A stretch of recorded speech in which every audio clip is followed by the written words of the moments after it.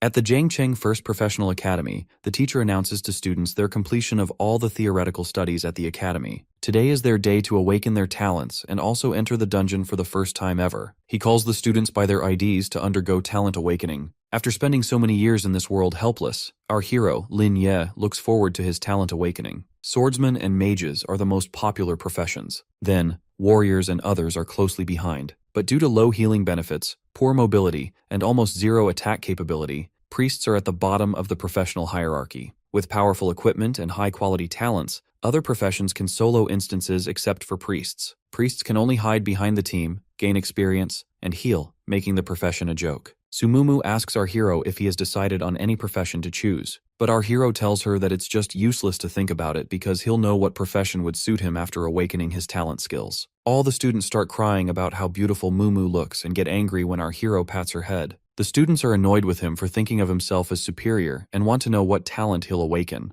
Wang Shui starts the awakening test and awakens the rare level talent, Powerful. The students around him are amazed by Wang Shui's rare level talent. However, Wang Shui looks forward to seeing our hero win Mumu's favor. Mumu wonders why her friend always ignores other people's opinions, and he answers her that he's just focused on becoming the strongest. Our protagonist is called for the awakening next. He walks up to the stage, and his soul is suddenly transported to a different realm. As the blue and red dragons emerge out of light and absorb into his body, he's surprised to see himself unlock the mythical level talent, Reversal of Heaven and Earth. The mythical level talents have never appeared before, so our hero chooses to hide them. The system shows that the Reversal of Heaven and Earth talent reverses and strengthens all of our hero's skills. Upgrades can change the nature of his skill, and the current strengthening effect reduces blue consumption by 10%. The current transformation effect makes gains become debuffs, and debuffs become gains. However, it can be upgraded after the personal level reaches 10. Our protagonist thinks about his mythical level talent that can reverse all effects on himself and freely activate or deactivate, and realizes that enemies can never kill him. However, if he only uses non-skill, basic attacks, or lets the priest heal him, it can damage him. He now understands why talents can be hidden. After the announcer reveals that our hero has chosen to hide his talent, everyone thinks that he has awakened some garbage talent, and Mumu just overestimated him. Mumu goes to awaken her talent next, while our hero visits the statue of the goddess to choose his career profession. While choosing his profession, our hero thinks that his nearly invincible talent is a divine-level skill, and to maximize the power of the talent and make up for its shortcomings, he chooses the priest profession. Our hero confirms his profession and transforms into a priest. Our hero uses his reversal skill, and his healing spell now becomes a life-depriving force, reducing the opponent's health by 50 points. Our hero realizes that the skill is described as reducing life, which means defense armor won't be able to resist it. The fighting strategy becomes clear for our hero, but he also knows that he needs to be careful of his teammates' healing or buff skills, because in a reversal state, the buffs from teammates would end up harming his body. Everyone starts laughing at Lin Ye for choosing the priest profession and thinks he wants to hide behind his team. Meanwhile, Mumu awakens a legendary level talent, Tears of Biogenesis. The talent allows her to summon otherworldly souls to fight for her. Everyone instantly falls in awe of Mumu's capabilities and wonders what profession she will choose. They again laugh at Lin Ye for having a mediocre talent against their goddess. Mumu chooses the mage profession, and everyone understands that it's a good choice since she could also become a member of the professional alliance. However, the teacher is more interested in our hero for voluntarily choosing a priest profession. They find it interesting that he chose to be a priest without being forced into it. Mumu runs to our hero to inform him about her profession and asks to go into the dungeon with him. Lin Ye refuses to join her and tells her that he has other plans. The system alerts that the novice trial dungeon has opened and advises everyone to team up with the other students. Right then, Wang Shui walks up to our hero and asks him for his help to talk to Mumu and have her join his team, and he even offers to take him along in his team as a reward. However, our hero refuses to join them. The principal walks in and cautions them that fighting against a group of monsters requires teamwork. He advises our hero to put aside any grudges, but Lin Ye assures him that he doesn't have any grudges. He just wants to solo the dungeons for higher experience. The principal doesn't think a priest can solo a dungeon and tells Lin Ye to not play with his life. He cautions our hero that he could die in the dungeon, but our Lin Ye assures him that he can do it solo. Our protagonist wants to solo dungeons to level up quickly and to avoid his mythic level talent being revealed to others. The principal is left wondering why this student has so much confidence. The system cautions our hero against entering the trial alone, but he enters the dungeon anyway. Our protagonist enters the dungeon. The Forest of Wolves is a challenging dungeon for the new students. However, if they work together well, there won't be any casualties, and achieving a B-level rating is already the best result. The dungeon has a healing spring in the middle to restore health. Although it ensures the safety of novice trials, the dungeon also lowers the status of priests. However, if someone is too reckless and leads the wolves together instead of clearing them on the way, or ventures too deep into the forest to the Forbidden Era, they will die in the dungeon. As a mythical level talent awakener, our hero is not satisfied with mediocre ratings, and so he decides to enter the legendary Forbidden Land. Deep in the Forest of Wolves, Lin Ye stands before the wild wolves. The wolf's bite skill triggers the bleeding skill that causes continuous damage for 3 seconds. Our hero uses his reversed healing spell, dealing 50 damage points to the wolf, killing it instantly. As the wolves jump at him and bite him, their bite skill reverses, adding 20 points to his health and a continuous 2-point health gain from the passive bleeding skill. Our protagonist then reverses the universe again and uses his imprisonment skill to restrain the wolves. The imprisonment skill clears the wolf's mana and makes it useless. As the wolf falls, our hero realizes how effective this spell is against low-level monsters. The wolves continue to attack him. He uses the reverse healing spell again, killing them in an instant. Seeing how each small monster gives 10 experience points, our hero believes he can level up to 4 by clearing all the monsters. His goal is the hidden final boss, and with even a 1-level difference, Lin Ye feels confident that he can do it. The healing spell cools down, and our hero uses it once again. He continues defeating the wolves and exits the combat standby state. He turns off the reversal of the universe effect and the clarity spell, and allocates the 2 attribute points to intelligence. Our protagonist already has the ability to heal without taking damage and continuously restore mana. He wants to put all his points into attributes because he believes that he can maximize his damage this way and get instant kills. Meanwhile, the principal sees Lin Ye heading towards the prohibited zone and realizes that he intends to challenge level 5, the hidden Dark Wolf King. The principal thinks that our hero's hidden talent must be at least legendary level or maybe even above legendary. But since the talent is hidden, the principal decides to shift his focus to the other students. His fellow makes a bet with the principal that our hero can break the record. However, seeing Mumu, they find her ambitious but lacking experience. In the dungeon, Mumu faces the wolves. She uses her ice solidification spell, leaving everyone in awe of her power. The ice shatters, killing the wolf instantly. However, more wolves rush in on them, and she prepares to run. But then, Mumu realizes that her image as a goddess will be ruined if she runs. She stands back, shielding her team,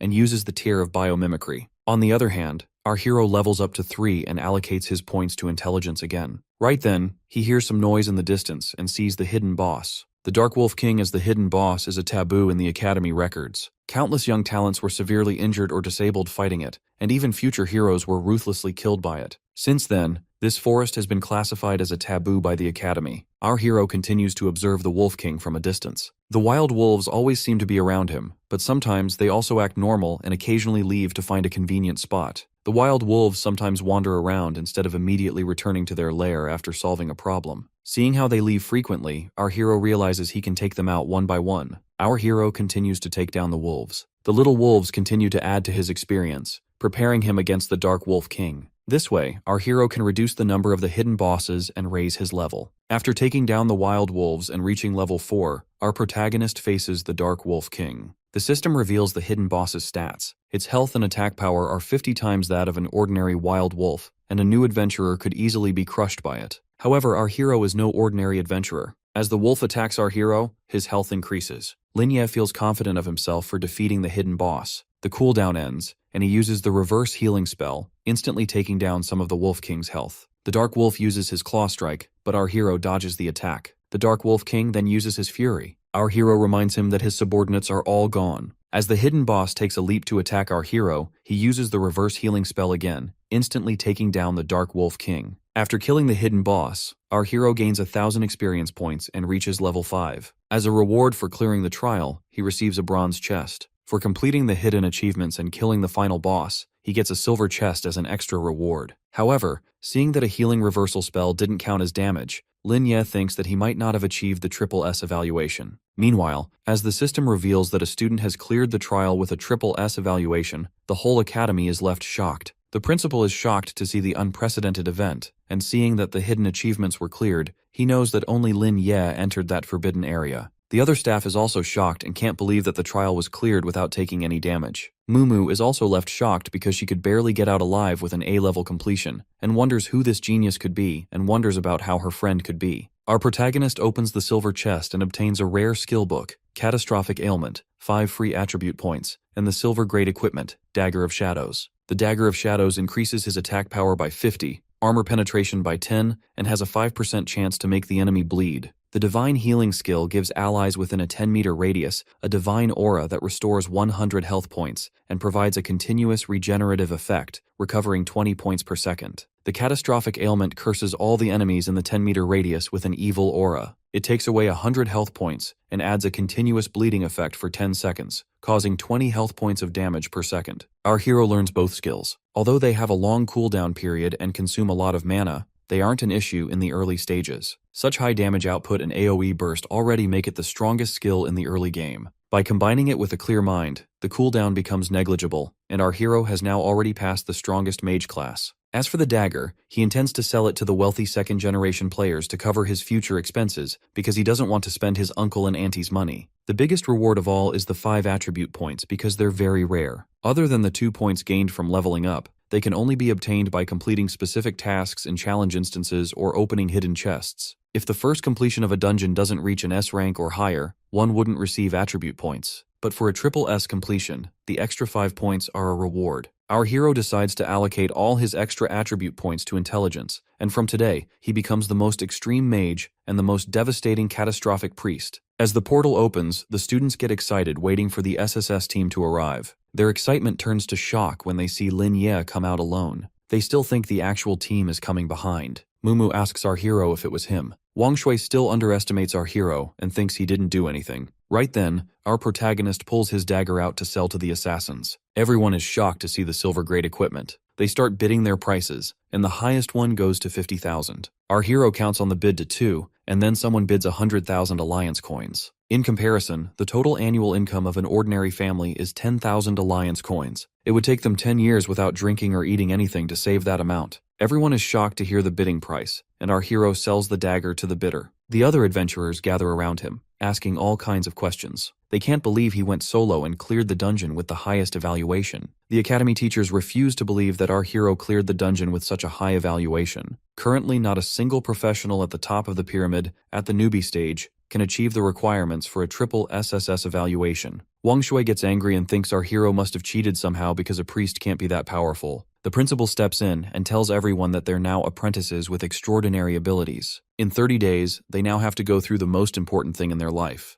the professional test. In the future, whether the players return as ordinary people or become heroes fighting the tide of demons depends on their performance in the assessment 30 days later. The principal advises everyone to use the low-level Secret Realm dungeons to level up to 10. The professional test is to be completed as a team, and our hero has already decided on his partner. He knows that Mumu might act cold, but she worries a lot. She's extremely loyal and easily deceived, and even though she has a strong talent now, our hero still wants to protect her because that's the promise he made to his uncle and aunt. So he asks Mumu to go to the outdoor dungeon with him. The Secret Realm, Stone Cave Dungeon, has a normal difficulty level where they have to kill the Poison King, then a hard difficulty level where our hero has to kill the Scorpion King within a certain time, or else he will fall into a frenzy state. The challenge dungeons can be selected according to the difficulty, and the difficulty increases with the level of the dungeon. The higher difficulty means more difficult monsters, more requirements to clear, and more people needed, but it also means more rewards. Newbie dungeons typically have normal, hard, and nightmare levels,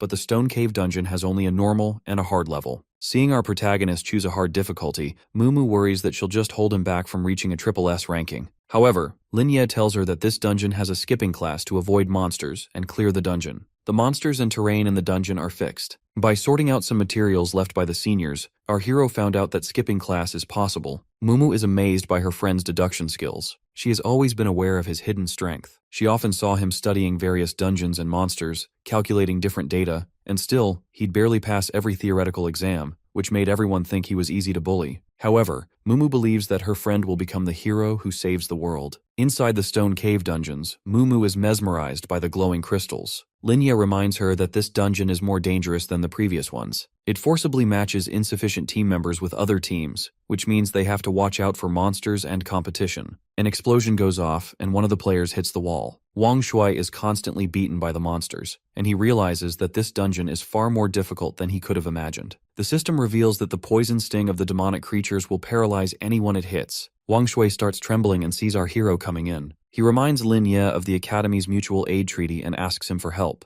However, our hero leaves them be and runs away to clear the dungeon himself. Our protagonist tells his friend that the scorpions are afraid of water and have no long-range attack method. He tells her to follow his command and assures her that she won't get poisoned. When Mumu makes a noise, Lin Ye adds that the scorpions are also very sensitive to sound. A giant scorpion stands in their way. Our hero uses his plundering technique and instantly takes down the scorpion, leaving Mumu surprised. Our hero explains that the basic requirement for skipping class is to bypass the monster's surveillance by taking a unique route. They reach the bug in the dungeon, the spring. Lin Ye and Mumu jump into the spring and swim out to the other side. Our hero picks up a rock and throws it up to disturb the monsters. All the scorpions shift their attention towards our hero, and he intentionally lures them towards himself. The scorpions gather at the spring, and Lin Ye uses his spell to instantly kill all the scorpions, gaining 2,000 experience points. Wang Shui's whole team is shocked to see him instantly kill the monsters that his whole team struggled with. Mumu uses her ice condensation spell and kills the rest of the scorpions. She gains experience points, leveling up to 4. After killing all the small scorpions, our hero focuses on the Scorpion King. As a boss monster, it resists the instinct of fearing water and swims through the spring. Mumu's ice condensation spell only causes 10 points of damage to the Scorpion King.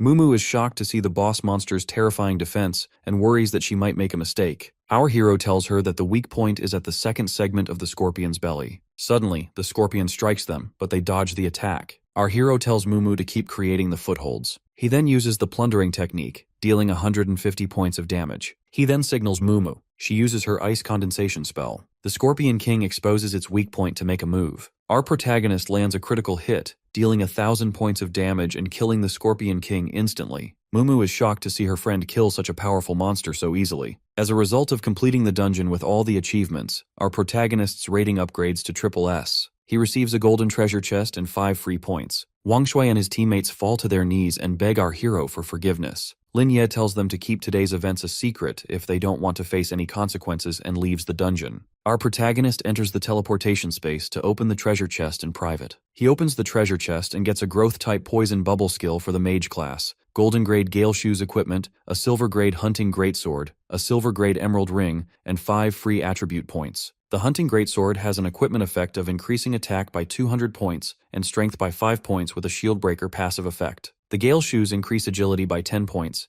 increase movement by 30%, and have a passive effect called Ghost Step. The Poison Bubble skill book is a golden grade skill that summons a poison bubble that deals damage upon contact and spreads a damage area upon explosion, with a chance to affect a target to enter a 5-second poison state. The Emerald Ring reduces the cooldown time of all skills by 10%. Mumu is amazed by the golden chest's rewards. The 2 golden grade pieces are top-notch for the early game, but the biggest treasure is the silver grade ring for our hero. The ring is as valuable as free attribute points, and it could get our hero 1,000,000 coins in auction. Our hero hands over the poison-based skill book to Mumu. Since she was previously using ice-based skills, she thinks she can't use the poison-based skill book because mages can't learn skills of other attributes. However, when she touches the book, she suddenly unlocks the hidden talent, 5 Elements Master. Mumu is surprised to unlock this new talent because she had never heard of this before. By gathering skills from different attributes, she can have some unexpected advantages. This hidden talent now becomes Mumu's trump card. Mumu asks her friend how he's going to use his 5 attribute points, but he tells her that his method won't suit her. Outside, the players worry that they will fail the wilderness instance. Right then, our hero and Mumu teleport, and they instantly fall in awe of Mumu.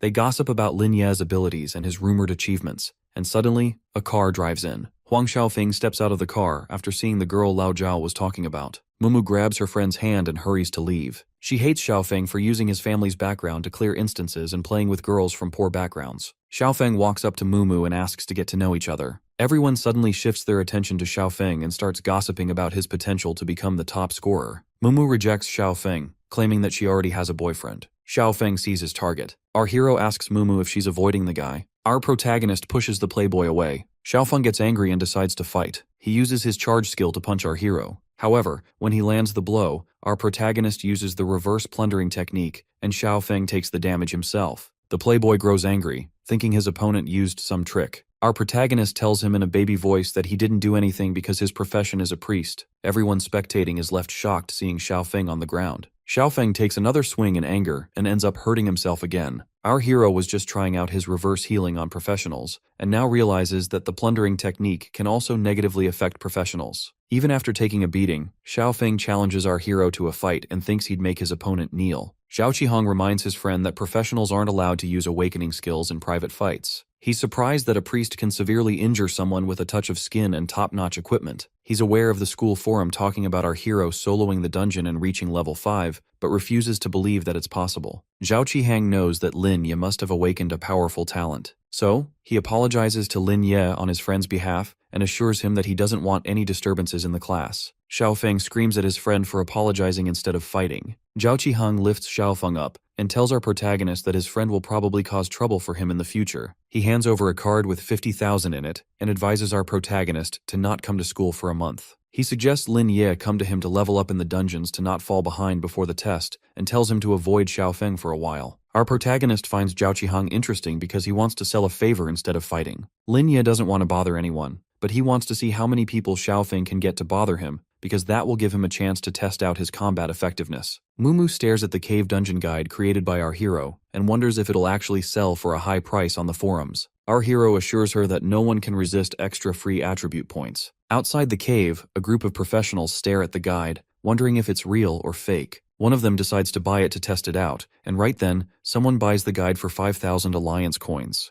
3 minutes later, a professional walks out the portal, amazed that he actually cleared the triple S rank. He leaves a review on the guide, and soon enough, more and more people start to buy the guide, and the forum fills with positive reviews. Everyone is surprised with the easy class skipping. The orders continue to flood in, and Mumu's eyes glow gold seeing so much money. However, the guide is starting to gain attention from some agencies. They look for the person behind the guide, but our hero used a hacking technique to cover his tracks. They ping the IP down to Jiangcheng College, and their superior wonders if anything special has happened at the academy lately. On the other hand, our hero also finds a buyer for his great sword at 80,000, and the buyer agrees without any hassle. Mumu is amazed by how much money our hero has made, but Lin Ye wants to run more dungeons. Although the silver tier graduation weapon is the best early gear, Lin Ye thinks that it will eventually be replaced. Even with top-tier equipment, lacking combat awareness means that one is just fodder in the trials. Mumu asks our hero why he spends time compiling guides to earn money, even though there's so much time left for the test, and he's already growing really fast.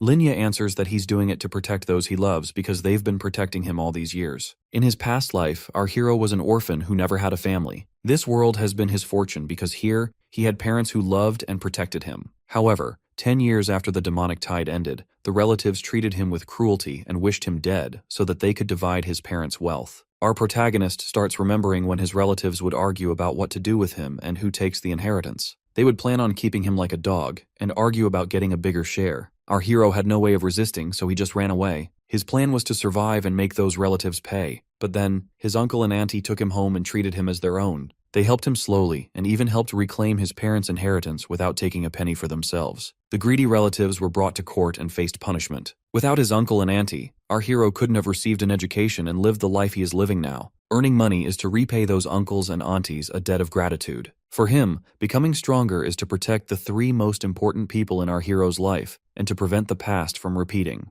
The first-year student Baiji walks up to our hero and asks him if he's the great sword master. Seeing her unmatched appearance with the username Muscular Man Brother, Lin Ye thinks she's here as a proxy transaction. Baiji insists that it's actually her. Our hero wonders if the little girl is naturally super strong or if she put all her points into strength. He tells her to carefully check the item because refunds aren't allowed once sold. Baiji takes the sword, and as she swings it around effortlessly, our hero realizes that it's her own strength. However, Baiji still can't believe the great sword is actually only 80,000. Only one of such grade is produced in her grade, and when she inquired about it in the external market, the hunting great swords were priced over 200,000. Seeing her completely oblivious about the equipment prices, our hero thinks she's some rich kid. While they finish the transaction, he advises her to check the prices before making a purchase next time. After the transaction clears, our hero's balance exceeds 1 million, and he becomes a gold card member. As he walks away, something hits him, and the system reveals that he's received a special buff called Gaze of the Lucky Goddess that will upgrade the loot box level of each dungeon he clears. Baiju tells him that it's her talent and asks if she can join his testing team. Our protagonist is surprised to see Baiji have an innate lucky buff, a talent rarer than some legendary talents. Seeing her, he believes that she's not lying about it being upgradable and realizes that it could be considered almost invincible. The application of this talent is not limiting,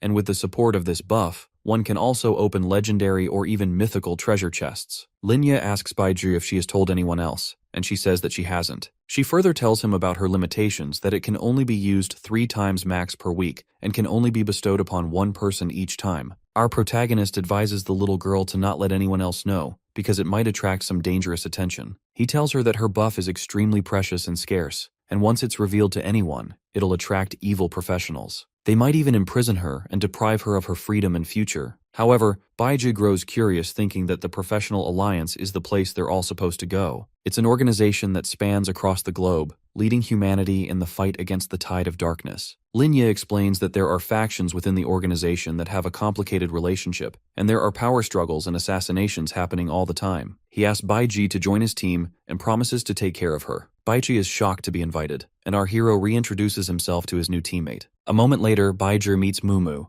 They both greet and introduce each other. Baiji falls in awe of Mumu, and Mumu finds her cute. Our hero treats them both to a meal and tells them they have to continue with the dungeon. The dungeon our protagonist intends to visit next is the nightmare-level Goblin Underground dungeon. In order to obtain freedom points for everyone, our protagonist decides to enter alone first and prepare a strategy for his teammates. The nightmare level is the highest difficulty, and golden level loot boxes are a minimum guarantee. However, the monsters in that dungeon also have enhanced attributes, and a novice player could easily die if they're not careful. So, Mumu grows overprotective of her friend and refuses to let him go on a suicide mission. Our protagonist tries to assure her that he'll be fine, but Mumu believes that even some advanced adventurers can run into problems at the nightmare difficulty. She screams at our hero that even some above level 10 players have been severely injured and no one has attempted it in a long time. Seeing her angry, Baiji runs away. Our hero agrees with her and assures her that he'll take on the challenging level dungeon instead, and suggests going home for dinner first. Mumu agrees and threatens to tell her parents if he breaks the deal, but deep down, our protagonist already intends to sneak out and solo the dungeon. Meanwhile, someone posts a picture of our protagonist taken at the dungeon teleportation point at the academy. The forums gossip about whether or not clearing a dungeon solo is even possible, while some argue if the top scorer really has to be from the Zhangcheng Academy. Mumu continues to scroll on her phone, and Linya snatches it from her to get her out for dinner. At the dinner table, the whole family catches up about the trials. The uncle admires our hero's strong will and reminds him to not overwork himself. It turns out Mumu had complained to the uncle about our hero, and they try to convince him to have a more healthy and stable life. Lin Ye jokes a little, and then assures his uncle that he won't do anything beyond his capabilities. The uncle extends a card to our hero. Lin Ye tries to refuse it, assuring them that he's earning well, but his auntie forces him to take it. Our protagonist feels grateful for his uncle and aunt for the life they've given him. For their sake, he feels that he has to become stronger, and heads to the nightmare-level dungeon. Meanwhile, Xiaofeng screams at Zhao Qihang for betraying him. Qihang tries to tell him that he was trying to save him, and without him, he'd be lying in the hospital. Xiaofeng screams at his friend, calling him worthless. As Zhao Qihang walks out, his friend throws a glass at him and tells him to get lost. Qihang turns around and tells him that he deserves to be beaten up and left miserable so not even his mother would recognize him. But then he laughs and reminds Xiaofeng that he doesn't even have a mother. Xiaofeng gets angry and tells him that they're done being friends. Qihang understands the kind of trouble Xiaofeng is in. Lin Ye could easily injure him without even using any active skill, and there are rumors of a person solo clearing dungeons. Then, there's been a rising star selling strategies, attracting interest from various people, and gaining fandom among students. The fact that both are in the same city means Xiaofeng is in trouble. Xiaofeng calls his henchmen and tells them to gather more people and equip them with the best gear to teach an arrogant student a lesson. Our hero visits the Goblin Underground dungeon. This is one of the most challenging dungeons at the current stage, and due to its long duration time and high demands, even highly professional talents avoid coming here. However, in this dungeon, he can find superior golden chests, and with the lucky buff, opening platinum-grade lower chests and gaining over 10 attribute points should be easy. As our protagonist faces the goblin soldier, the timer starts. The purpose this time is to test his speed kill technique. The requirements to achieve a triple S rating in this dungeon are to defeat the secret realm boss and kill all the monsters without using any special items. But there are two unique points. The first is to complete each floor in under 10 minutes, and the second one is to kill the Goblin King, the boss of the secret realm, while enduring attacks from goblins. At 5 seconds, the goblins gather at the entrance. In 30, our hero speed kills the goblin soldier. In 2 minutes and 5 seconds, he runs deep into the depths of the first floor of the underground and faces the goblin captain, the same as he estimated it. As our hero reaches the gate, he uses his healing skill, successfully clearing the first floor in under 4 minutes. Our protagonist's divine healing skill upgrades to level 2, and the bronze door to the second floor opens. After clearing the first floor in just 5 minutes, indicates that the monster pulling route for the first floor is possible. Even if the damage isn't enough, there's still a 5-minute window to get it done. Our hero clears through the second, third, and fourth floor easily, and reaches the final 5th floor, teleporting to the Goblin Palace. The Goblin King sits at his throne, annoyed at our hero for entering his palace. Our hero is surprised to face the final boss without facing any underlings first. The Goblin King starts the fight with a wide area skill, Earthquake Split. Our protagonist realizes that agility is not enough and thinks about quickly dodging to the side to avoid the impact zone. He lies down to reduce the damage from sweeping shockwaves after the goblin lands. However, he chooses to reverse the damage from the Earthquake Split and Spear Thrust. Our protagonist gains some health and then reverses the ranged shockwave of the earthquake. He then attacks the Goblin King, dealing 200 damage. The Goblin King uses the skill Dragon Spear. The reverse skill recovers 200 of Lin Ye's health, and his attack power increases by 40 points. The Goblin King then uses another skill and realizes that it still has no effect against his opponent. So, he goes into a frenzy, thinking that he has guessed his opponent's weakness. The Goblin King calls his subjects. Our hero is amazed to see the nightmare-level boss's power, but he still doesn't think it's the right time for the ultimate move. The Goblin King orders his minions to directly attack our hero without using any skills, thinking that it's just the skills that are ineffective on our hero. The Goblin soldiers start to attack our hero, but he dodges, and the attacks they manage to land only end in his advantage. The Goblin King only grows more furious seeing him take attacks without any damage, and our hero's look in his eyes offends him even more. Our protagonist uses his reversal skill to tank the Goblin King's health. The Goblin King gets furious at our hero and challenges him to a fair duel. Our hero stops and turns around for a direct fight. As our hero puts his staff down and summons his energy, the Goblin King is left shocked seeing the demonic god's power in his hands. The power rains down from the sky, coursing through every corner of the palace, instantly killing all the goblins. The Goblin King's health reaches down to 1%, and his desire to fight back fades. Our hero uses his reverse healing plundering effect and finishes off the Goblin King. After finishing the Goblin King, Lin Ye gains 5,000 experience points and levels up to 7. He gets a triple S rating, and the gold level chest upgrades to a platinum chest, thanks to Baiji's luck buff. Our hero is impressed by the luck skill, and the dungeon duration allows him to run this instance once more. He opens the chest and receives multiple items. Our hero is impressed with the rewards. The Stellar Radiance provides a large area for group healing and damage reduction, but with the effects reversed, it means a greater damage range and higher instantaneous output, while also reducing the opponent's damage reduction and increasing damage. With this, any monster can be killed quickly. Our hero cheers for his new strategic level group skill and learns Stellar Radiance first. As for the Holy Light, he intends to learn it since it's not that impressive. He then allocates all 15 attribute points to intelligence and makes a leap in his stats. As Lin Ye comes out of the portal, he's caught by Mumu. He tries to play dumb but then admits that he has cleared the nightmare level dungeon. Mumu tells him that she had a sudden idea and wanted to try this dungeon. As they stand outside the portal, Xiaofeng finally finds them. He tells his underling that our hero has been looking for a beating. However, the underling refuses to do it because he's too scared of our hero. So, Xiaofeng decides to take care of it himself. Our protagonist puts the Holy Light skill book and the Sandstorm Bow, along with the Nightmare level Dungeon's S-rank guide, up for sale. The users start drooling at our hero's ability to clear such a high-rank dungeon.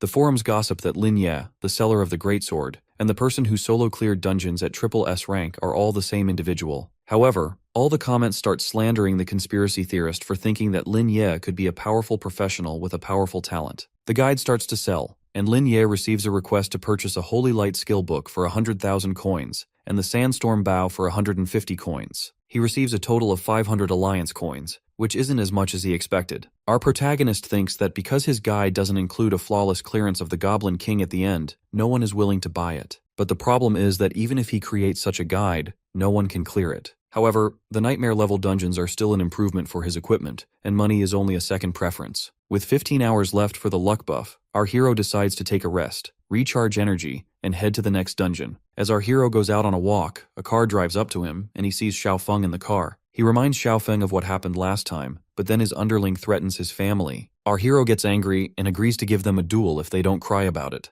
Xiaofeng gets angry at his underling and tells him to not intervene in the fight. He feels confident that his expensive gear will help him fight against our hero, but then he whispers to his underling to execute the original plan. Our hero knows that Xiaofeng has recruited more people. He sits in his car and hurries his opponent to fight. Xiaofeng threatens to make our hero crawl like a dog, but Lin Ye intends to make him wish that he was dead. Xiaofeng drives his opponent into a jungle. Our protagonist is impressed to see so many people and asks if they want a one-on-one or a group fight. Xiaofeng calls for a one-on-one fight, feeling confident that he can beat his opponent, and draws out a diamond-level shadow sword. As all the fighters charge at our hero, he summons his staff and takes a leap back. The underling is surprised to see his agility. He continues to run them around. Xiaofeng's underling uses the assault slash. Our hero decides to use his reverse destiny talent. The underling starts laughing at him and suddenly starts coughing up blood. He's left shocked seeing his opponent break through the golden tier armor without any attack. He gets back on his feet, thinking that his opponent is just some ordinary priest. He calls his friends to all attack together. All the fighters gather around our hero. Lin Ye uses his reverse all-star divine brilliance. The chains summon around, restraining everyone instantly. The underlings are shocked to realize that they were taken down with just one shot. Right then, Xiaofeng boasts about his diamond-level armor, bought for tens of millions at an auction.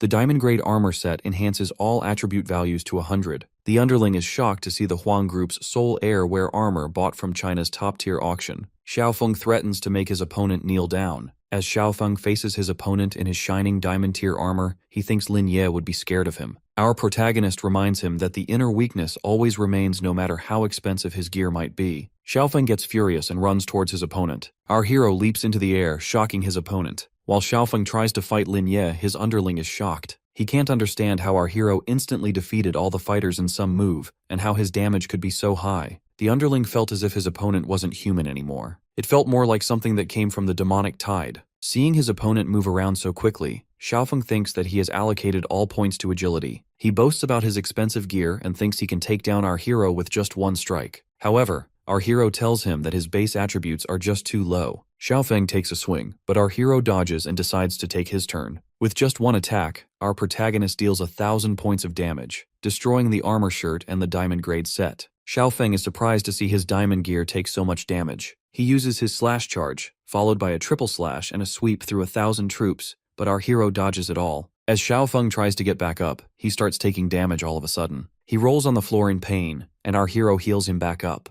Lin Ye tells him that his attacks can easily break through his armor. He then asks his opponent to give up his diamond-grade equipment to him, and to promise never to cause trouble again. However, Xiaofeng refuses to comply and takes damage once again. He gets angry at our hero and decides to use his ultimate move. Our protagonist sits on the floor unafraid. Suddenly, Xiaofeng's bones start to break. Our hero stands back up and heals his opponent. But then, Xiaofeng threatens his opponent by using his rich dad's name again. Our hero hates being threatened and takes away his opponent's health again. After draining his health, he heals Xiaofeng again and then drains his health again. He continues to torture his opponent while the underlings learn a lesson. As our protagonist shows his true power, Xiaofeng's underlings are shocked and worried that their boss might be killed. Meanwhile, a camera continues to record the whole fight. People start tuning in for the live ranking stream, commenting about what new gossip is happening in town today. As more viewers fill in, they begin discussing the well-known second generation, Xiaofeng, and ask whether this fight was supposed to happen quietly. During the live stream of the fight, excitement grows as people witness the new skill used by him. They ask where Xiaofeng found the courage to use such skill. Then Xiaofeng opens his mouth and curses aloud. The public narrative shifts instantly. Viewers begin calling him out for his harsh behavior, saying they didn't expect such an attitude from him, especially as someone with his status. When Lin Ye begins using his mage skills, the audience's attention swings fully toward him. They praised his ability to heal and deal damage at the same time, pointing out how rare it is for a priest to directly attack a warrior equipped with diamond-grade gear. The stream catches Lin Ye's face clearly,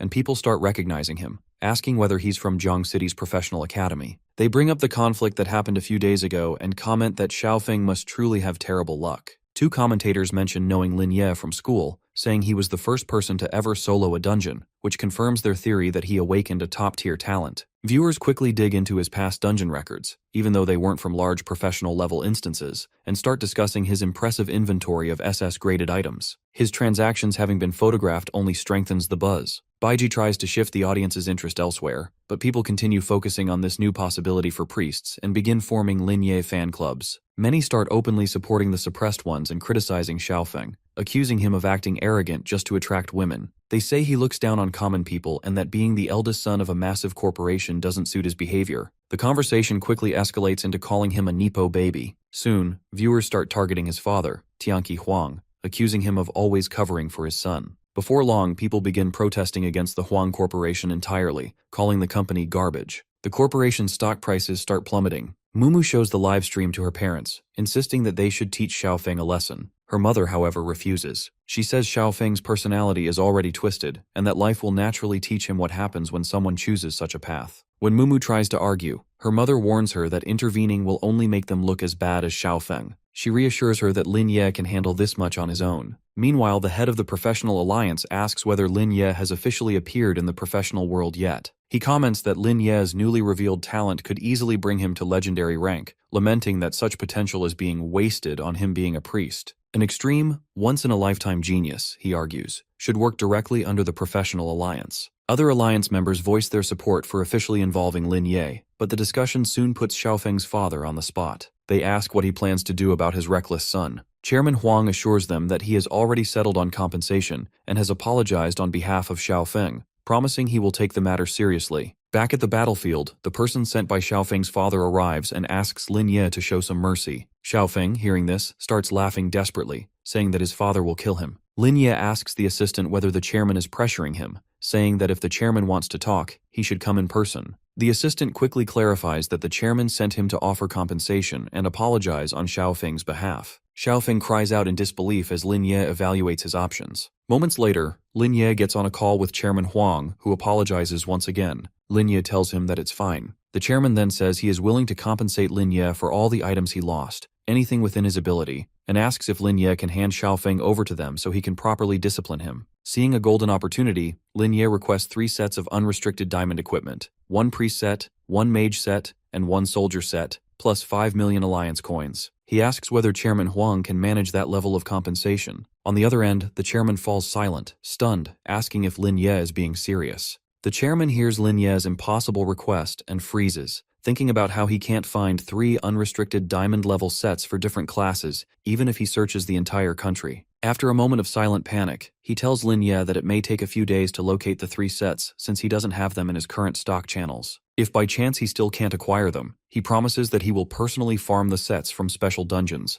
and the Alliance is prepared to provide additional resources to speed up the process. While speaking, the chairman notices something strange. His son is unintentionally exposing him on the personal jet. He adjusts his glasses and uses his detection lens to find the camera source. The assistant steps forward and addresses the live stream directly, telling the audience that the matter is now settled. The chairman has apologized, and a compensation plan has already been discussed. Lin Ye, on the other hand, thinks about how the Alliance has suddenly taken notice of him. He wonders whether they have already discovered his special talent. The chairman continues talking, explaining that he can give Lin Ye access to all the secret dungeons around Jiang City. He informs him that out of the 50 dungeons across the area, several rare ones contain deep-rooted conflicts between factions, places where only the boldest professionals dare to step foot. Lin Ye calmly replies that a month is enough for him to clear those dungeons. The chairman hesitates, asking if that truly would be sufficient for a new professional. He doesn't reveal the fact that he only offered dungeon access so he can later treat Lin Ye's teammates as well, subtly hoping to build a deeper connection. He asks Lin Ye to bring his teammates along in the future. Lin Ye agrees and says he will settle the rumors on the professional forum and will livestream their dinner in exchange. The chairman praises his thoughtfulness, and with that, Lin Ye ends the call. He hands the phone to his assistant, commenting that he'll let Huang go since he apologized sincerely. The assistant explains that life in the professional environment is harsh,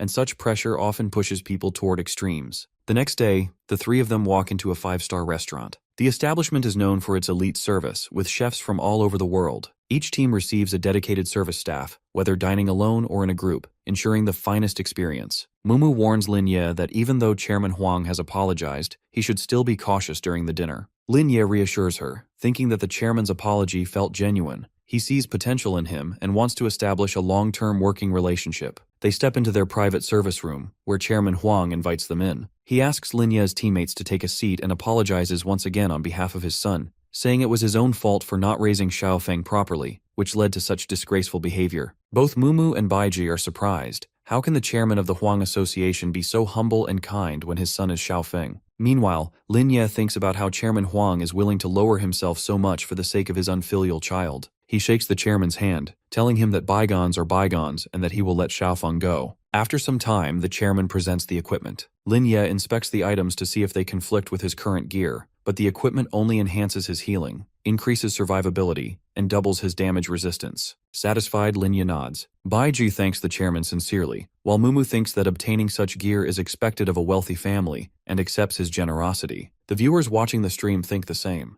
They accept that the chairman's apology must be genuine since he wouldn't willingly lose so much money over expensive gear unless he truly wanted to resolve things. Many viewers soften their stance and agree that letting him go is fair, considering how much he compensated. The team enjoys their dinner peacefully. Before leaving, The chairman gives Lin Ye a heads up that he will likely encounter reporters waiting outside. He then hands Lin Ye a pass to the nightmare-level dungeon, the Land of Bones, and lets the group go. As expected, reporters swarm him the moment he steps out, bombarding him with questions about his new talent and whether he can solo any dungeon. Lin Ye simply makes his way through the crowd, leaving the reporters empty-handed and stunned.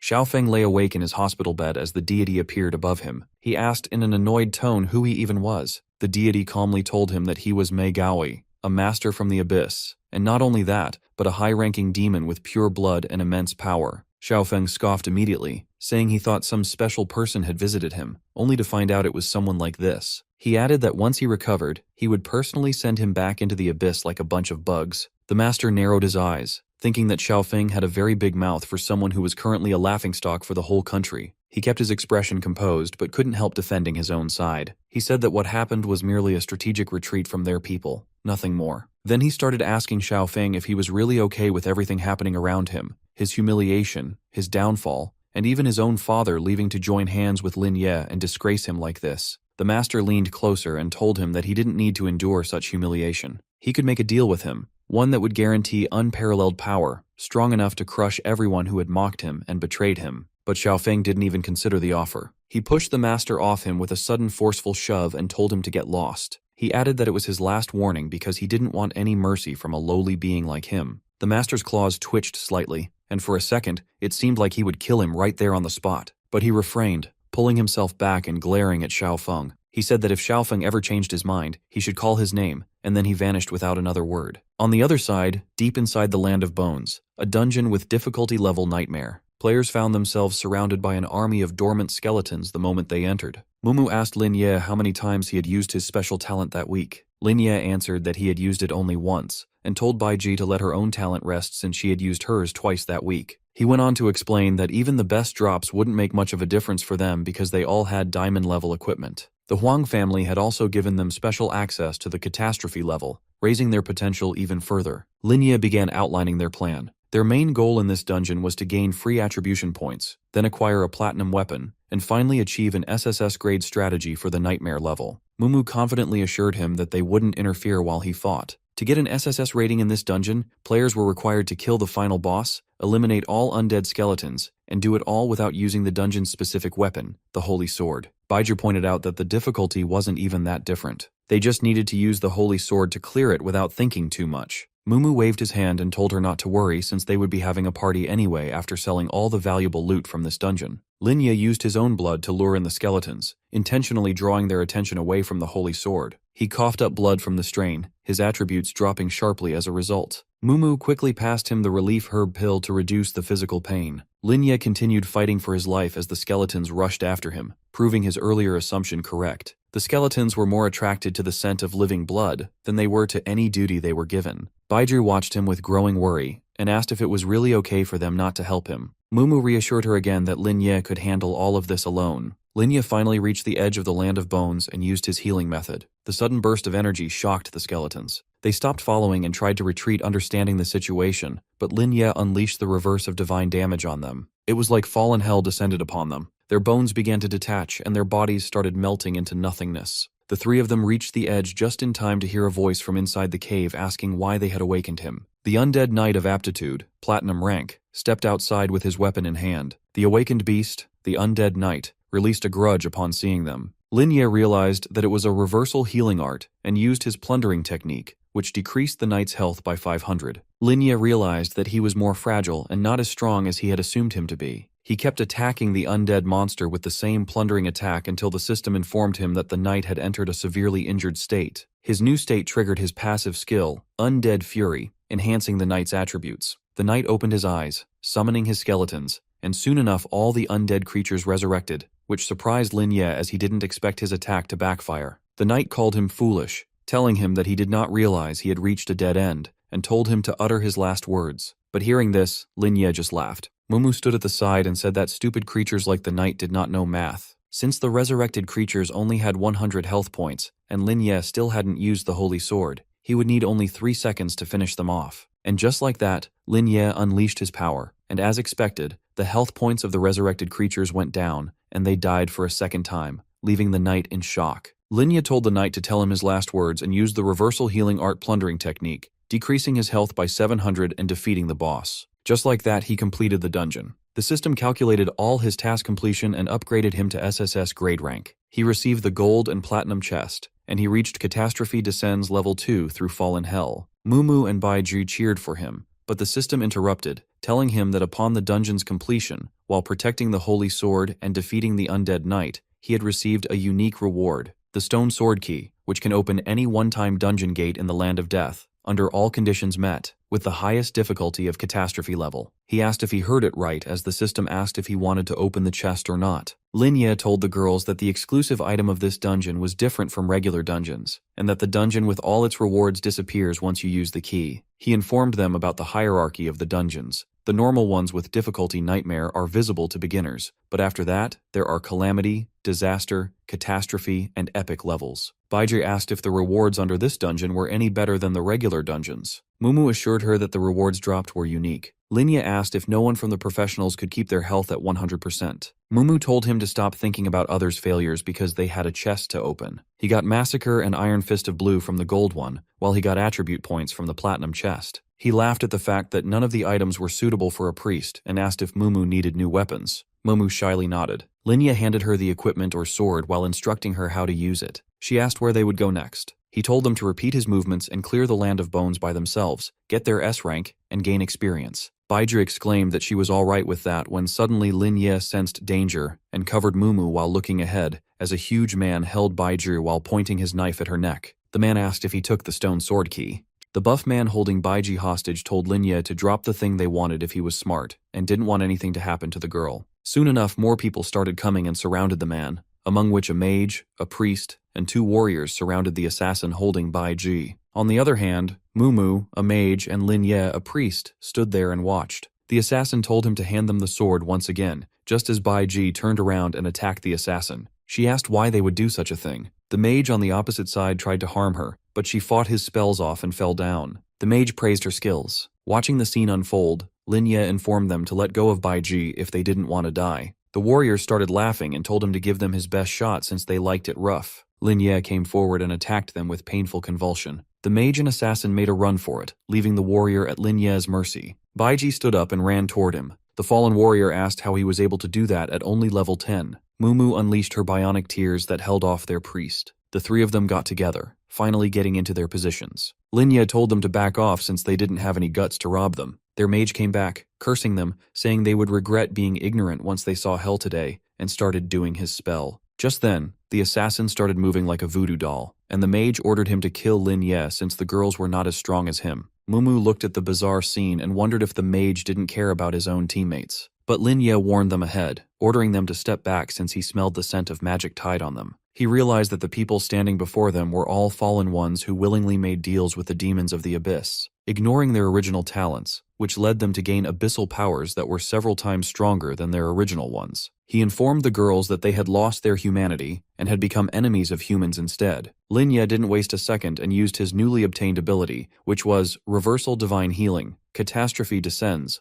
unleashing a burst of energy filled with fire toward them. But the mage on the opposite side fought off his magic. He laughed, calling Linya weak, saying he couldn't even cast a spell by himself. He controlled their assassin and ordered him to take their equipment since it looked expensive. The assassin moved toward him, but Linya pierced his hand inside him, burning him from the inside, leaving the others in shock. The mage called their healer, telling him to heal the assassin, but the healer shook his head, telling the mage the assassin was already dead, so healing wouldn't work on him. The mage turned white, asking himself how a level 10 user could have such high attacking power. It wasn't possible unless he had also made a deal with the demon of the abyss. But he soon realized he was against none other than Linya, a guy who was not an ordinary professional. He told his team that Linya was not human, and that they should all run. Linya declared that none of them would be leaving alive after their collaboration with the demons, and attacked them with starlight radiance, and fallen hell descended upon them. Their health became 0, as Mumu argued that if they defended themselves, they could end up like them. Baiju asked what to do with the bodies, since the guild would find out. But Linya informed them that the guild wouldn't be concerned, since the fallen ones were not acknowledged by any organization, as they acted on their own. He checked for any good stuff on the fallen ones until he got a hold of a calamity level pass of a dungeon. He recalled the dungeon being in the professional's test once since its difficulty level was Nightmare.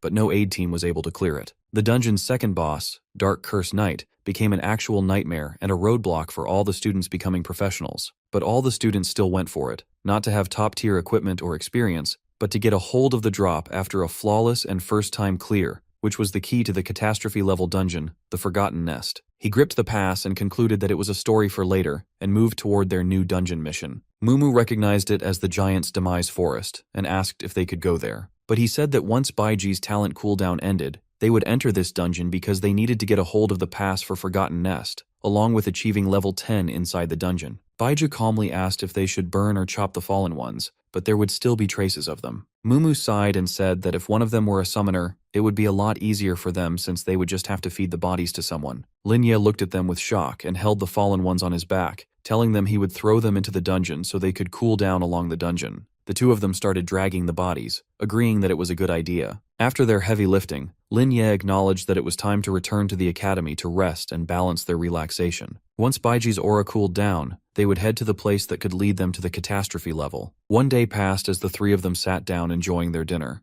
Mumu pointed out how they never had time to relax after they awakened their talents. Linye assured them that they were still earning allowance coins and made a plan of coming back here whenever they needed to relax. Mumu told him otherwise, saying that since she wasn't a kid anymore, she had to save her allowance coins for equipment, which caught Baiji's attention. While enjoying her meal, Baiju offered to pay for their meal this time. Linye laughed at that and called the waiter over. The waiter informed him that their bill had already been paid by someone. He turned around to find that person, as his eyes landed on the head. The person stood up and introduced himself as Yan, an official from the Professionals Alliance and the head of Lingyun's sect. Linye gave his introduction along with his teammates. Yan only smiled, saying he was aware of who they were, and officially invited Linye to join Lingyun's sect, which would allow him an early entry into the Professionals Alliance. The offer equally shocked the three of them as Linye told him that he still hadn't taken his test yet. He argued that if he agreed, people would think he used special connections without showing his strength to the public, making it hard for the Alliance to avoid suspicion. He concluded that he wouldn't join since he had no plans to and assured them he had his own plans. Yan understood his view, saying he looked forward to seeing him at the Alliance. He offered his help any time and added that once he joined, they would have a fair duel. Linye nodded, thinking of new possibilities. They all stood outside, unleashing their powers as he signaled Baiji. The system rewarded them with a special buff, and with each dungeon break, there would be an upgrade. He used the key to open Giant's Demise Forest, and a portal opened to the forest. The difficulty level of Calamity showed that this place was its home.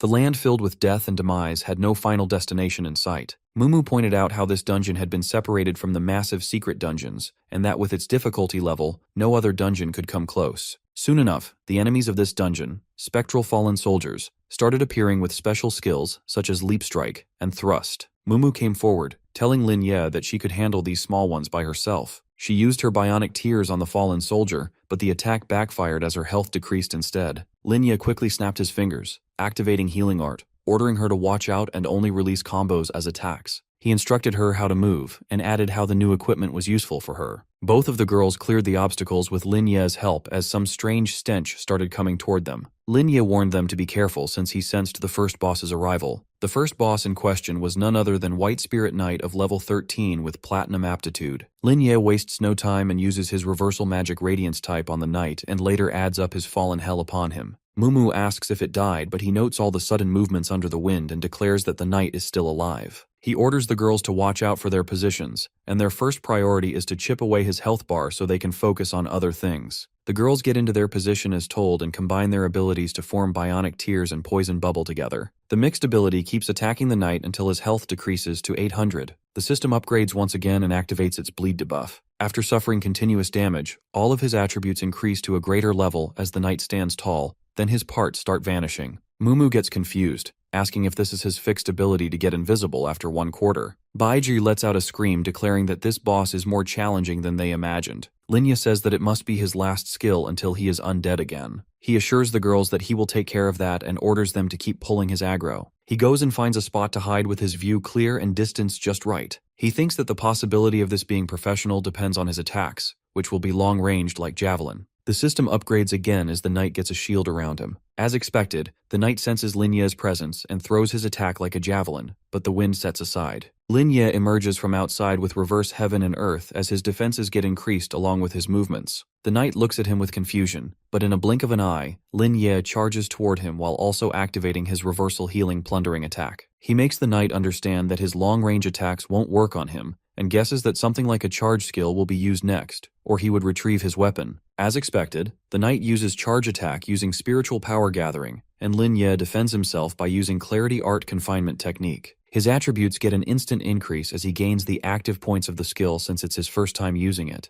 The knight tries to run back to his place, but Lin Ye smirks, knowing that it's already under his trap. Once he passes the blink, his health gets decreased instantly while all his powers start deteriorating and his skill time ends. The knight still tries to run, but Mumu captures it, asking if he still has guts left to run away. Finally, Lin Ye uses his divine healing along with Fallen Hell and descends upon the knight. The system shows that he defeated White Spirit Knight and he leveled up to 9. Baiju leveled up to 7 while Mumu leveled up to 6. The upgrade felt amazing as Lin Ye declares that the level of difficulty proved that it can't be cleared on its own. He instructs them on what to do next by following the signposts that will lead them to the second boss. But when he looks up, he could not find any signposts for himself. Just then, long ropes like vines come from beneath and capture them and leave them into a pit. He instructs them to roll before landing so they can avoid getting hurt. The three of them make it safely to the next step as Lin Ye patiently waits for the legendary cursed teacher to arrive. A sudden attack from Moonlight Family takes Lin Ye out before the girls could warn him. When the notification pops up saying that a new monster has arrived with dangerous skills with a level 15 and aptitude of diamond,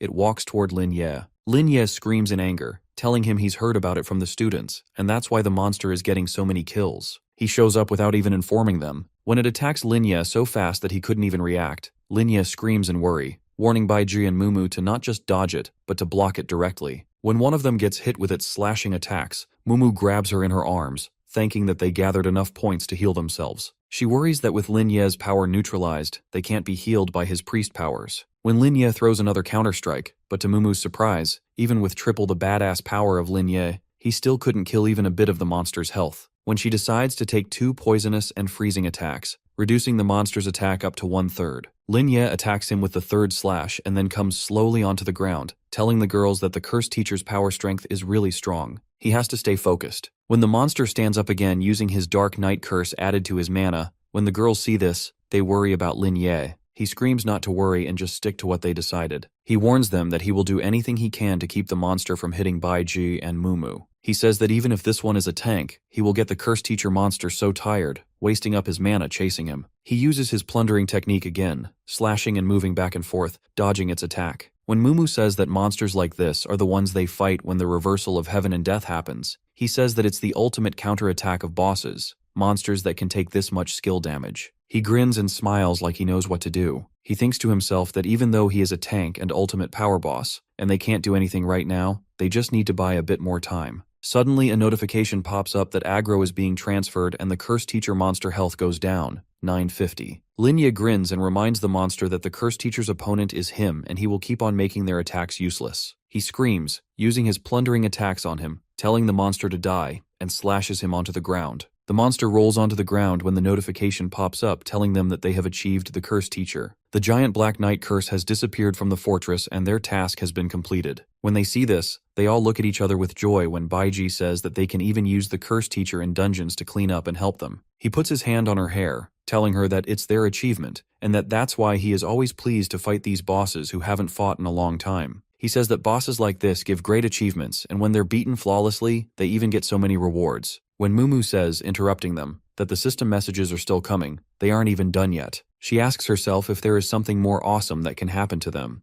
When another gold-plated notification comes up informing them that they have achieved the entry pass to the catastrophe-level dungeon, the Forgotten Nest, and another one informing that the original simulation server, the guard of the gate, will now open the Forgotten Nest for them. He smirks again, telling them that they see how beating a boss flawlessly gets them rewards, such as getting the gates of the Forgotten Nest opened. But when he thinks to himself of completing the task, getting the entry pass, and changing the entry setup, he wonders how others will think about this. When they all start to walk inside the dungeon, Mumu gets distracted by shining butterflies. Then Baiji asks if anyone has a problem here, and if they are going to help people there. She says that no one has to worry about the cursed teacher monster because they already cleared the task. She smiles. When Lin Ye asks her if they are all training to become professionals, he says never mind, and that they should move forward into the dungeon. After some time, after clearing most of the task, They finally get to the end of the forest. Only one lives there, no one else. The setup of the giant boss's nest looks quite creepy, as he is the only one left now. The final boss might look like Godzilla with earth-shattering skills, but he is just a dumb brute no matter what. When Baiji asks that the guidelines said to stick to its left foot and trim its nails, Lin Ye says that's what they have to do. When he arrives, a big monster with the build of Godzilla appears, with long nails on all fours.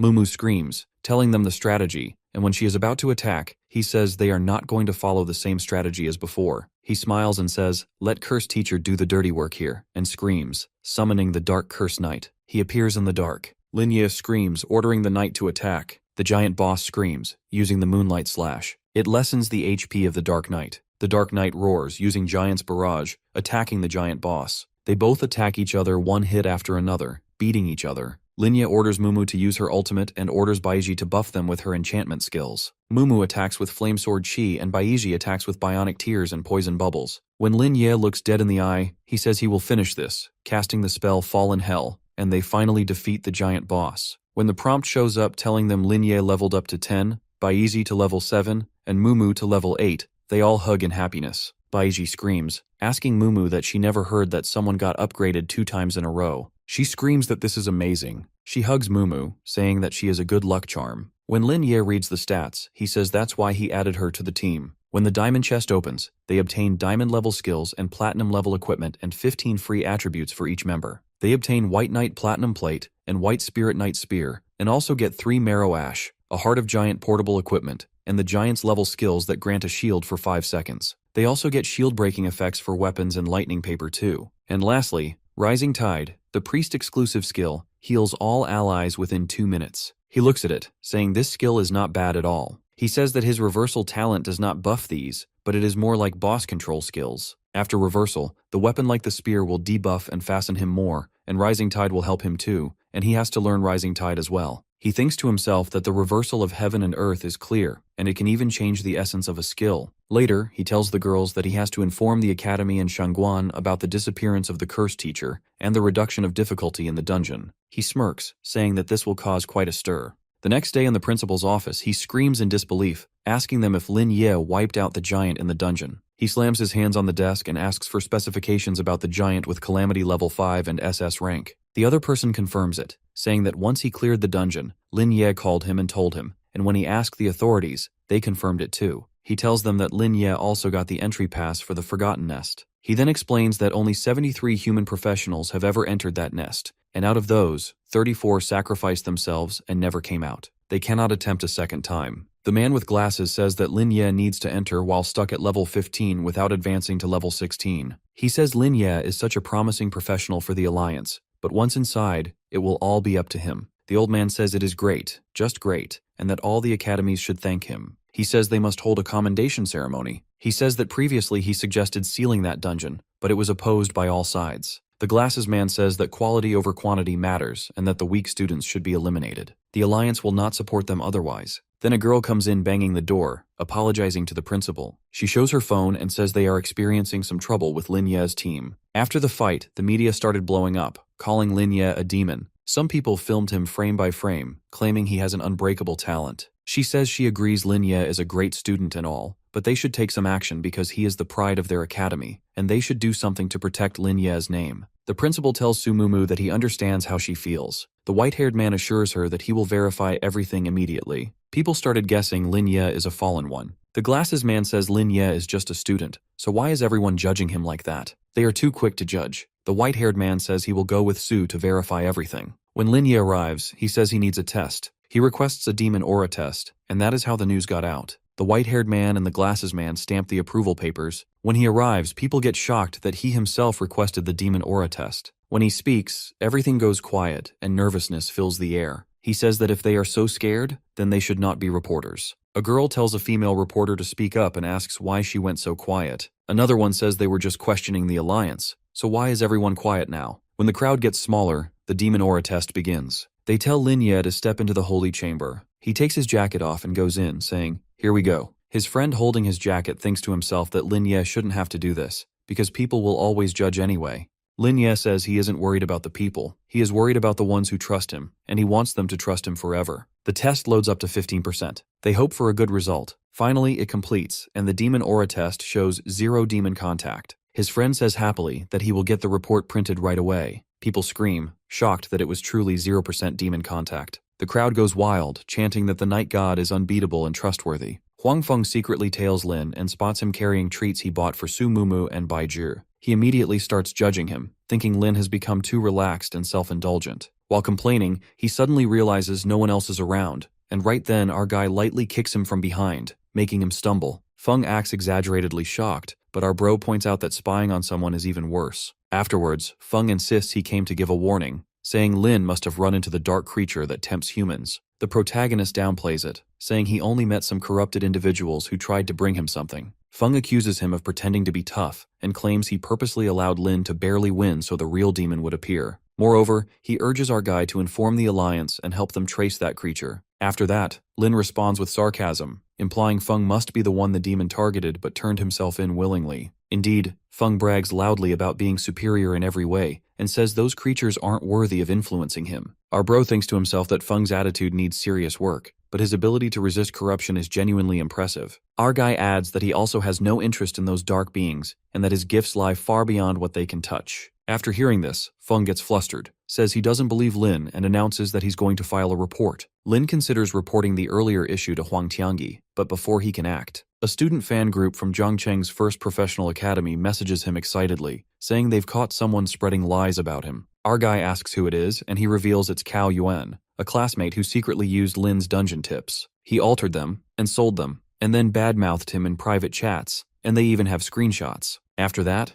our bro instructs them to block Cao Yuan from all future resources and asks them to send the proof so he can post an official statement on the Alliance forum. Some of the students want to confront Cao Yuan physically, but Lin tells them not to ruin their future over someone unimportant. He further explains the best punishment for someone who cheated is losing access to resources that help them grow stronger. He then offers a reward that if they hand Cao Yuan over to the academy, they'll get a special dungeon guide he hasn't released publicly. After hearing this, the whole group becomes excited, asking if such guides really exist. Lin assures them he can provide strategies for any dungeon they want, and tells them to report others who bought those illegal copies too. Those people will be permanently barred from his future materials. The group agrees immediately, and our hero then shares a preview of a new Land of Skeletons guide, astonishing everyone with how effortlessly he describes clearing extremely difficult conditions. The students praise him and beg for more. Finally, Lin instructs them to spread the word that anyone who buys or shares pirated versions of his guides will never receive his real ones again. The group fires up,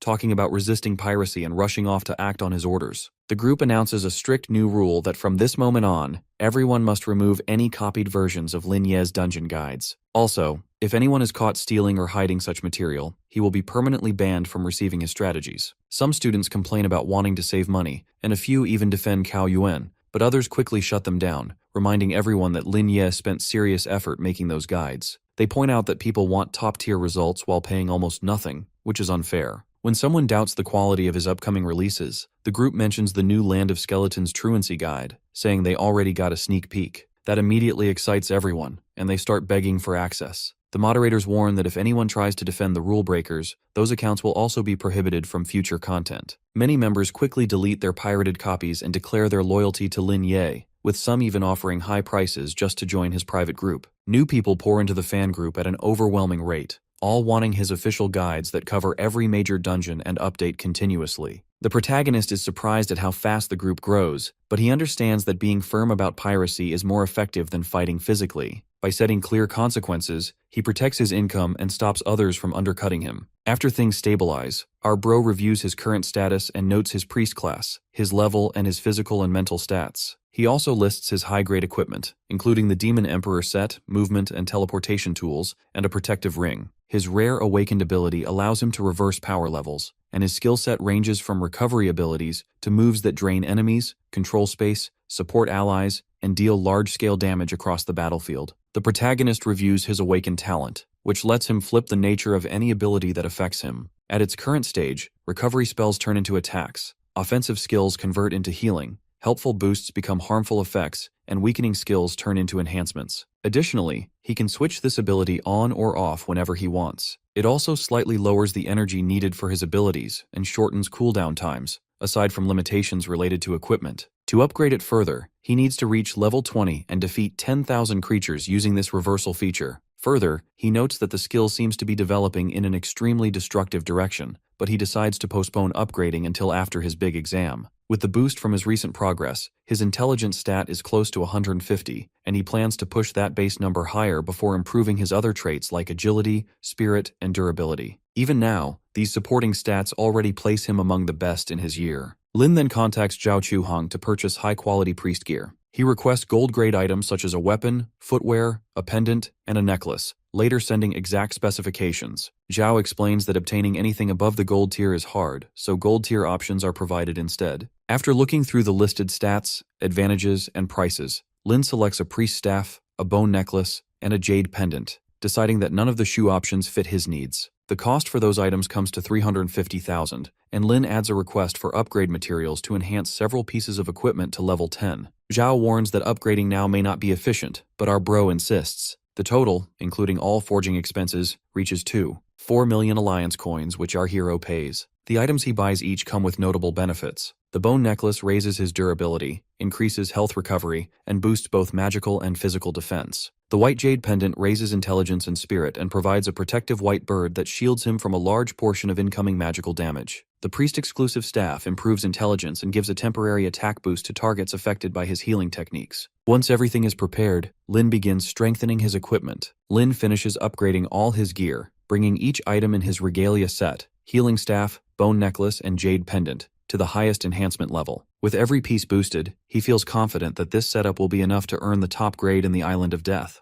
knowing that dungeon rewards there can vary from excellent to disappointing. While he is thinking about this, our guy hears something in his home and soon notices Mumu quietly inside his room, to which the protagonist is surprised she entered without him noticing. Afterwards, Mumu explains she borrowed his bathroom because the hot water in her room isn't working properly. Lin offers to help, but she quickly refuses. She then asks if he has a moment because she wants to discuss something with him. Before continuing, our bro tells her to dry her hair and put on something warm so she doesn't get sick, rushing off to change while he waits. 5 minutes later, Lin asks Mumu what she wants to talk about, to which she nervously brings up Baiji. She further explains that Baiji once told her she isn't fully comfortable with the greatsword class and still struggles when clearing dungeons alone, even after upgrading her gear. The protagonist is surprised since Baiji never mentioned it to him, though he thinks the class is manageable, and adds that if they can find the item needed for a job change, Baiji could switch to something that suits her more. After that, our guy plans to ask Huang Tianqi about it, and says that Baiji herself must decide if she truly wants a different path. Mumu feels relieved, but as she tries to leave, Lin stops her, sensing she has something personal to say. After hesitating, she admits she feels the distance between them growing ever since Lin awakened his talent and reached level 11. She recalls how they were always together since childhood, expecting they would remain the closest partners even after gaining abilities. But now she feels overshadowed, believing the protagonist no longer relies on her because he can earn rare rewards and draw everyone's attention on his own, while she only handles small tasks. As they advance, she feels more and more like she's holding him back instead of contributing meaningfully. Our hero tells Mumu she's worrying too much, but she argues that he doesn't understand how discouraging it feels to fall behind someone you admire. Moreover, she insists she doesn't want to depend on him anymore. Hearing that, the protagonist decides to push her toward improvement and tells her that from now on she needs a strict routine. No more junk food, no late-night eating, and early morning training at 5 a.m., unless they have a dungeon to clear. Furthermore, our bro explains the training will help her become quicker. When she questions whether stats alone determine agility, he points out she hasn't invested enough yet. Overwhelmed, she tears up,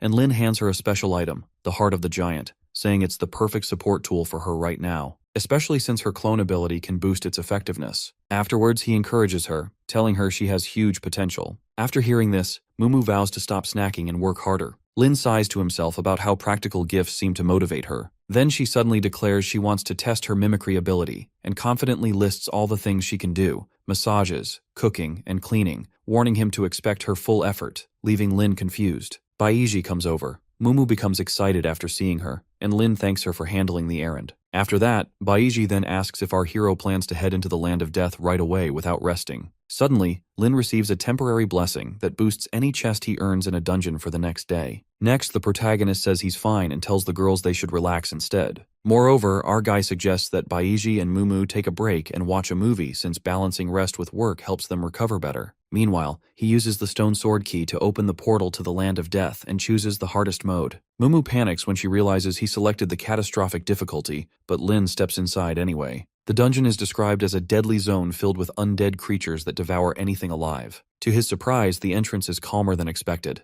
However, as soon as he moves forward, the energy he carries triggers the awakening of multiple powerful undead beings, each one sensing his presence and rising in response, including gold-tier soldiers with strong constitution, moderate strength, and deadly skills like resentful fire and wrath of the undead. To handle them, Lin summons the Holy Sword Crown illuminating crimson flame. It temporarily boosts his abilities, dealing massive damage, reducing incoming damage, and applying sacred flame effects. Lin considers the sword a shortcut but readies it for use. The dungeon requires surviving 2 hours under the undead assault. It defeats at least one secret realm boss and completes advanced objectives such as killing all bosses, destroying the Death Altar, and clearing all undead without relying on the Holy Sword, all before the Holy Knights arrive. After that, Lin activates reversing the radiance of all the stars and his reversal divine healing method. Calamity arrives instantly, dealing 1304 damage and wiping out the first wave of gold-tier undead in a second, thanks to his fully upgraded Demon Emperor set that provides a 90% healing bonus, without needing the ultimate skill Emerald Sea Rising.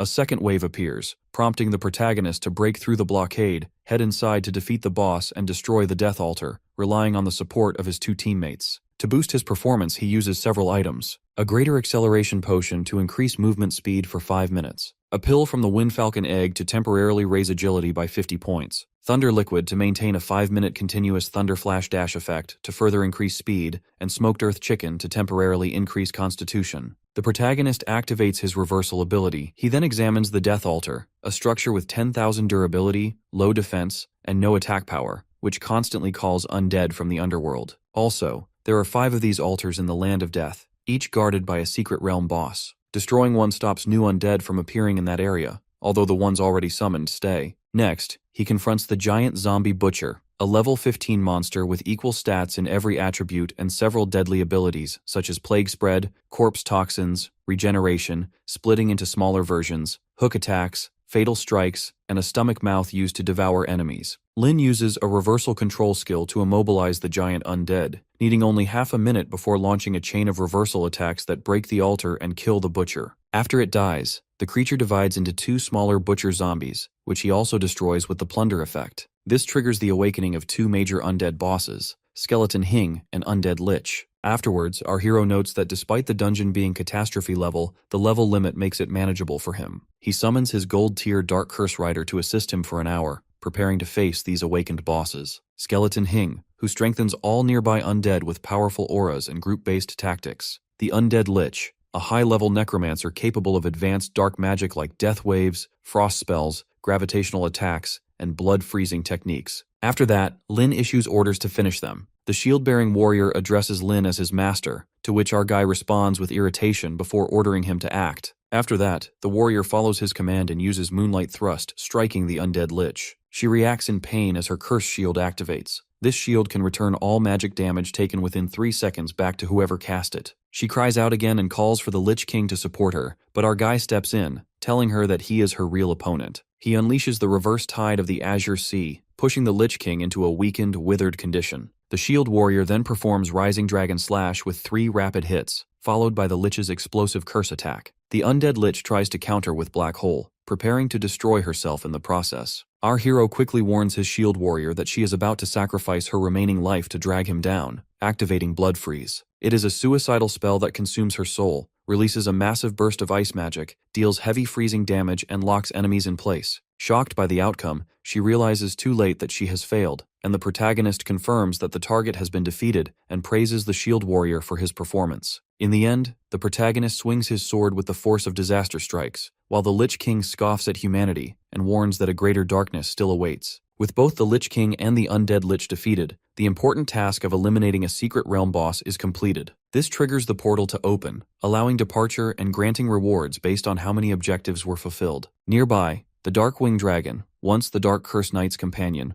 remains mostly unused despite their past bond. Since this altar has also fallen, the undead no longer pose any danger. Our guy decides they should tidy up later and advance to the next zone first, because only the final 2 bosses remain. Lin notes that encountering them here saves him a long journey and extra fighting. After that, Our bro notices the enemies catching sight of them and warns his companion to stay alert. The Death Dragon appears first, a revived ice-controlling beast strengthened by death energy. It stands at level 15 with diamond-grade qualities and skills that revolve around freezing power, heavy blows, and slowing effects. Beside it is the Daughter of Death, once an elven ranger who fought for justice before being revived into a dark archer whose enchanted arrows can turn the fallen into undead followers. Lin jokes that this one-time dungeon is more terrifying than his teacher, especially since it leaves no chance for an SSS rating. He then unleashes two powerful reversal techniques, flooding the area with overwhelming forces. The Daughter of Death furiously calls him an insignificant human for striking first, to which our guy responds by promising to show her a real surprise. She fires a deadly pin toward him, while the Death Dragon's freezing breath slams into Lin twice,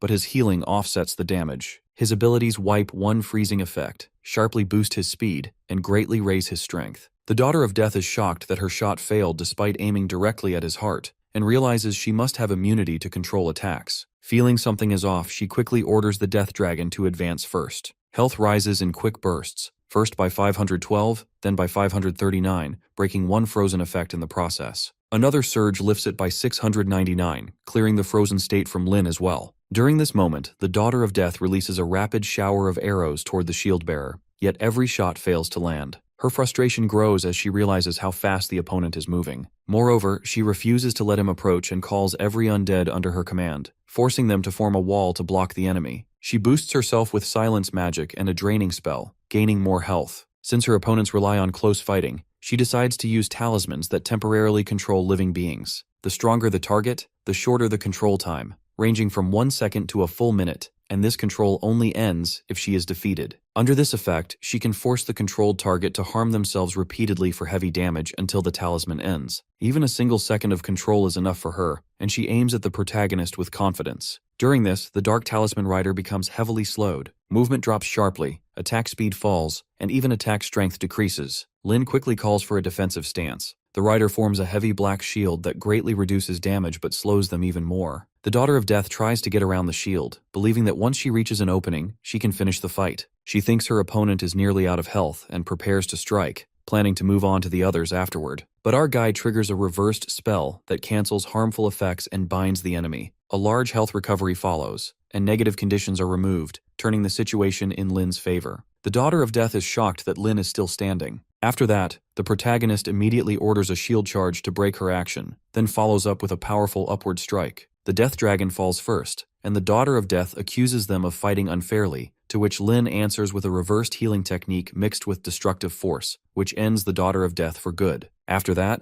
Lin divides the work so that he takes one direction, while his companion clears the opposite side. Our hero believes that once they fully remove the altar's influence, the dungeon will be finished. Despite its unusual layout, he realizes the challenge isn't as hard as expected, and unleashes an ability that sweeps across the undead like a wave, allowing them to finish everything in less than 10 minutes, well within the 2-hour limit required for the fourth task. A system notice confirms they have defeated every undead in the area, and successfully completed the first 4 objectives. However, our bro senses something is still off. A system alert announces that the shadow form of the dual-winged angel hero is descending, opening a 5th hidden mission called Destiny's Choice. 2 options appear. The first is accepting divine blessing, which means handing over every collected undead soul to the Holy Sword, and exiting the realm with an immediate S-level rating, though not the highest one. The second option is choosing the Godslayer path, which requires defeating hero's avatar. Success grants a rating higher than SSS, but failure drops the score all the way to C. The protagonist realizes this means the dungeon hides a rating above SSS, something most people probably don't even know exists. He wonders if veteran adventurers kept it secret, but then reasons they wouldn't hide it since hardly anyone could trigger such a requirement. Also, he considers that secret realms evolve, so it's possible this upper tier was created beyond human awareness. To him, this new rating feels as unreachable as ancient people trying to reach space. Another alert mentions the Dark Curse Knight retreating while its summon cooldown begins. Suddenly, immense pressure fills the area, and our guy thinks the presence resembles the highest authority of the angelic order. Yet the hint suggests he should be facing only an avatar, not the real being. After that, he looks for where the projection will appear. The system then reveals the details.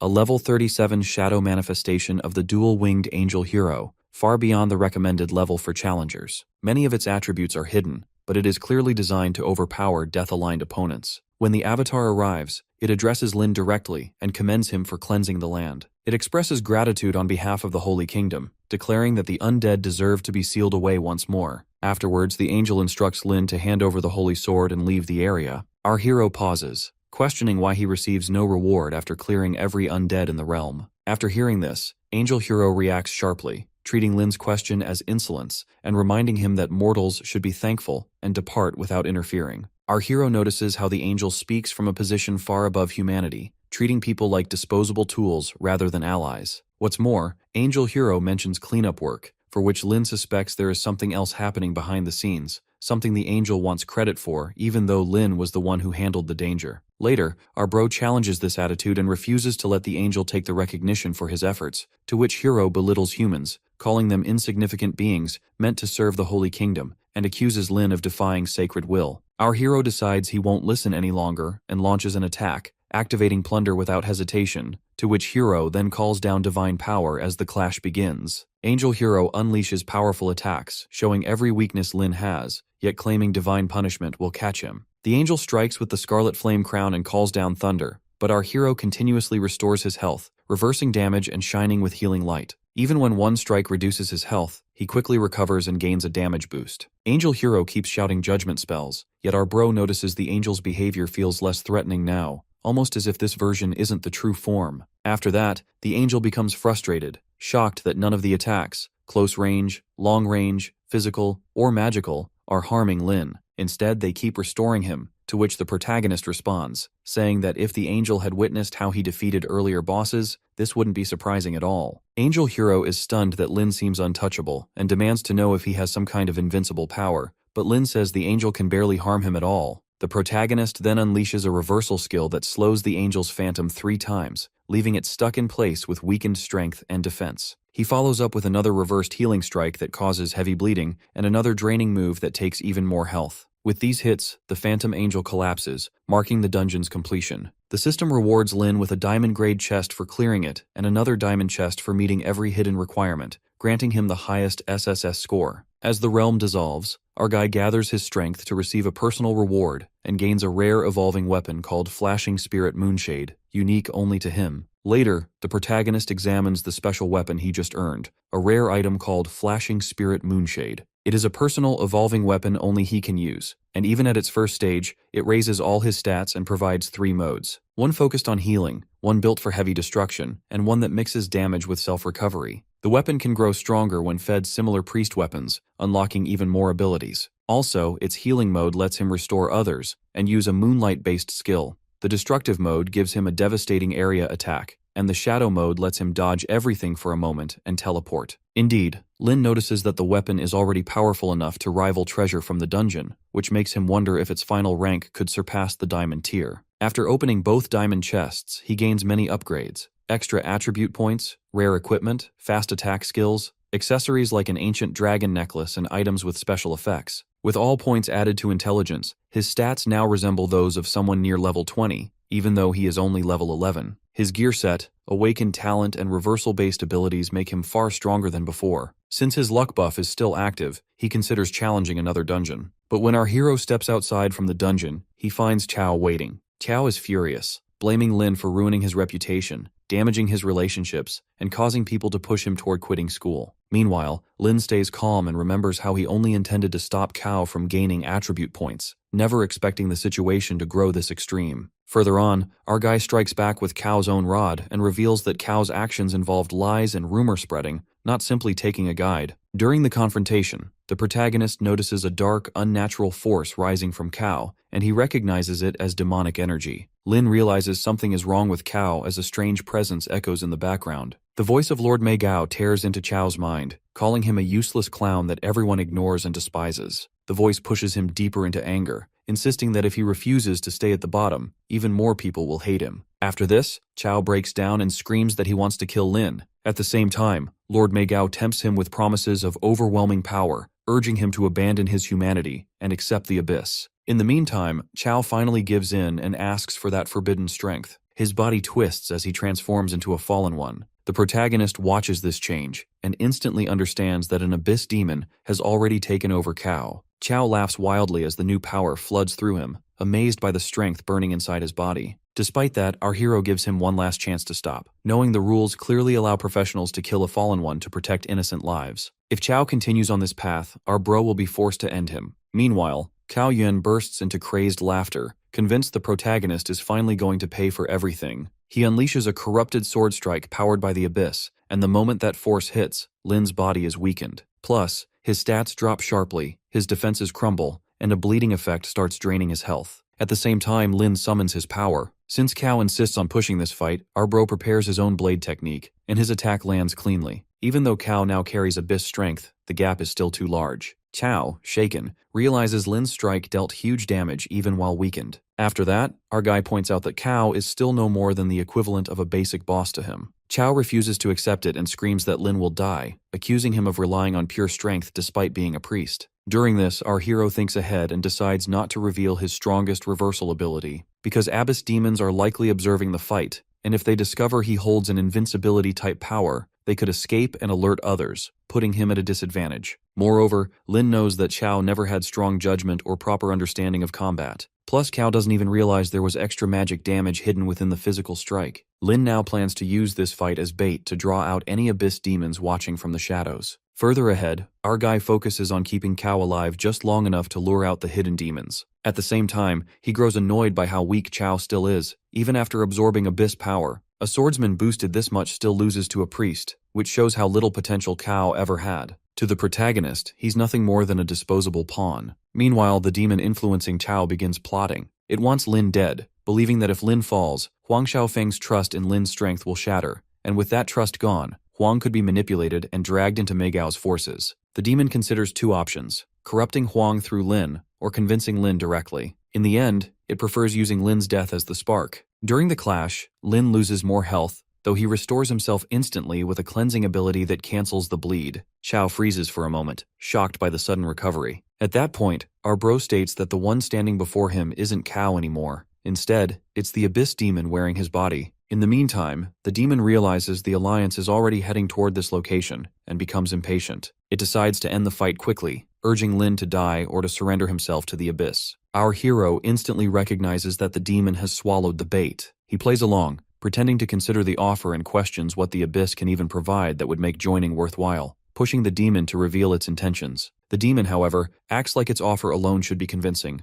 unaware that Lin is stalling for time. In the meantime, Cao proudly displays the abyss energy rotating around him, acting as if this new strength makes him unstoppable. Lin studies the change with curiosity, finding the transformation more amusing than frightening. He shifts the conversation toward the demon's interests and casually brings up Huang Xiaofeng, reminding the creature how Huang once rejected its offer and even scolded its allies. Hearing this, the demon instantly reacts. It snaps that Huang was originally chosen by it, but the boy refused and even mocked the abyss. The only reason they still wanted him was because his potential made him a perfect fit for abyssal corruption. Taking advantage of the demon's frustration, the protagonist begins weaving a completely fabricated story. He claims he already earned the Alliance's trust and will climb their ranks until he reaches their inner circle. From there, he says he'll quietly harm everything, dragging humanity into ruin and wiping out the entire world. Chao, possessed and unstable, can't understand the motive and questions why someone so admired would want to destroy everything. Our bro answers with a cold explanation that humans pretend to be noble but step on each other whenever it benefits them. Further, he describes how so-called protectors failed his family, leaving his parents to sacrifice themselves so he could live. To him, the world runs on cruelty, not compassion, and no one is guiltless. Hearing this twisted reasoning, the demon grows excited. It believes Lin's bitterness is real, thinking it has finally found someone who shares its worldview. The abyss demon tries to tempt the protagonist with its power and asks him to join it to gain ultimate strength, to which Lin pretends to accept but actually prepares to attack. He summons his special moonlight sword and activates its destructive mode. The demon is surprised and cannot react in time and realizes he has been tricked. Moving forward, our bro uses his skills to hit the demon repeatedly, taking advantage of buffs that make his attack stronger. The demon becomes weak and burns, which lowers its attack power a lot. Lin finishes the fight quickly, and the sword begins absorbing the demon's remaining soul. This process increases the sword's power and all its stats. Indeed, our hero realizes that weapons that grow can get stronger by absorbing souls of abyss creatures, and he wonders if other creatures' souls could also improve the weapon. People nearby are confused because they can't see what happened during the fight. They notice someone collapsed on the ground and wonder if the city's trained professionals have arrived yet. Someone assures them that the city patrol has already been alerted and should reach the area very soon. Meanwhile, Lin thinks to himself that he should report the discovery about his growth-type weapon, specifically that it can take in the leftover soul of an abyss demon, to the Alliance. As he is about to leave, the patrol suddenly appears. The officers immediately point at him and tell him to drop his equipment and place his weapon on the floor. The protagonist wasn't surprised since he expected them to appear. They shout again, ordering him to raise his hands and warning that they can attack if he resists, to which our hero cooperates. One of the patrolling professionals uses a weak poison-type paralysis skill on him. It's meant to temporarily immobilize suspects so no one gets hurt,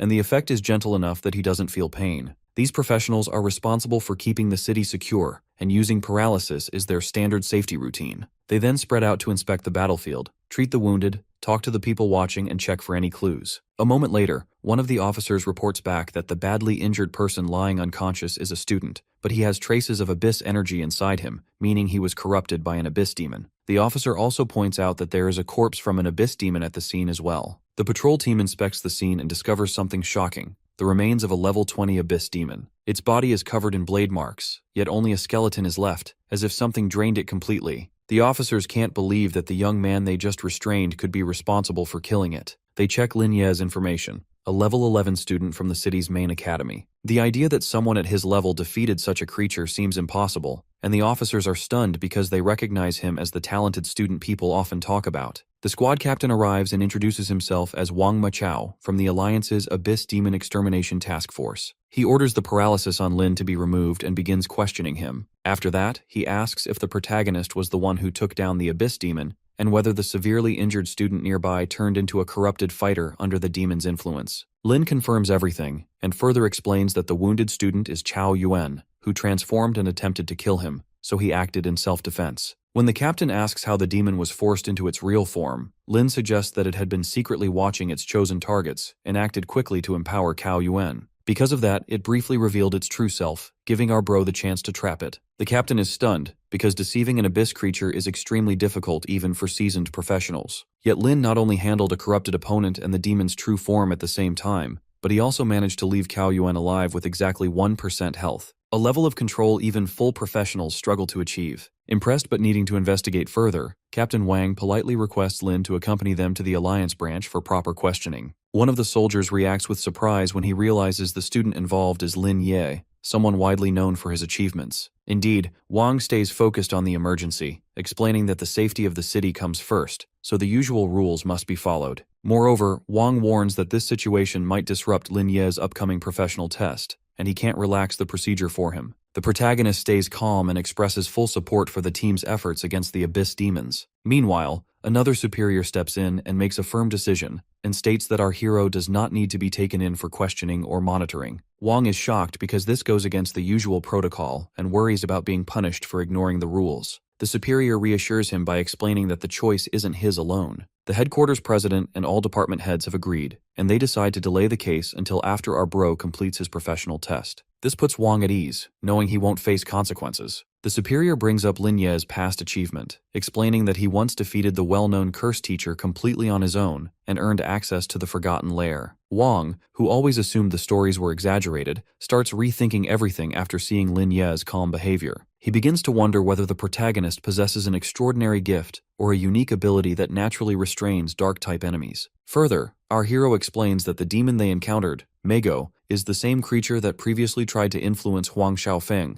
and when that attempt failed, it targeted Chao Yuan instead. After hearing this, the superior is impressed by how quickly Lin Ye connects the events, so he continues without hiding anything. The superior adds that Huang Xiaofeng was revealed to have an extremely rare trait linked to corruption, something that appears in very few people. The protagonist explains further that he manipulated the demon easily because Huang Xiaofeng constantly resisted the creature and frequently mentioned Lin Ye in front of it. This made the demon assume there was hostility between them, leading it to believe that replacing the protagonist would help win Huang Xiaofeng over. The superior bursts into admiration, praising Lin Ye for defeating the demon, capturing the corrupted individual alive, and gathering valuable intel, all tasks that even experienced professionals sometimes fail to accomplish. Additionally, he prepares to let Lin Ye continue his preparations without interruption. Before leaving, our bro stops him and says there's one more thing he wants to reveal, but it requires privacy, and he politely requests that the area be cleared of everyone who isn't directly involved.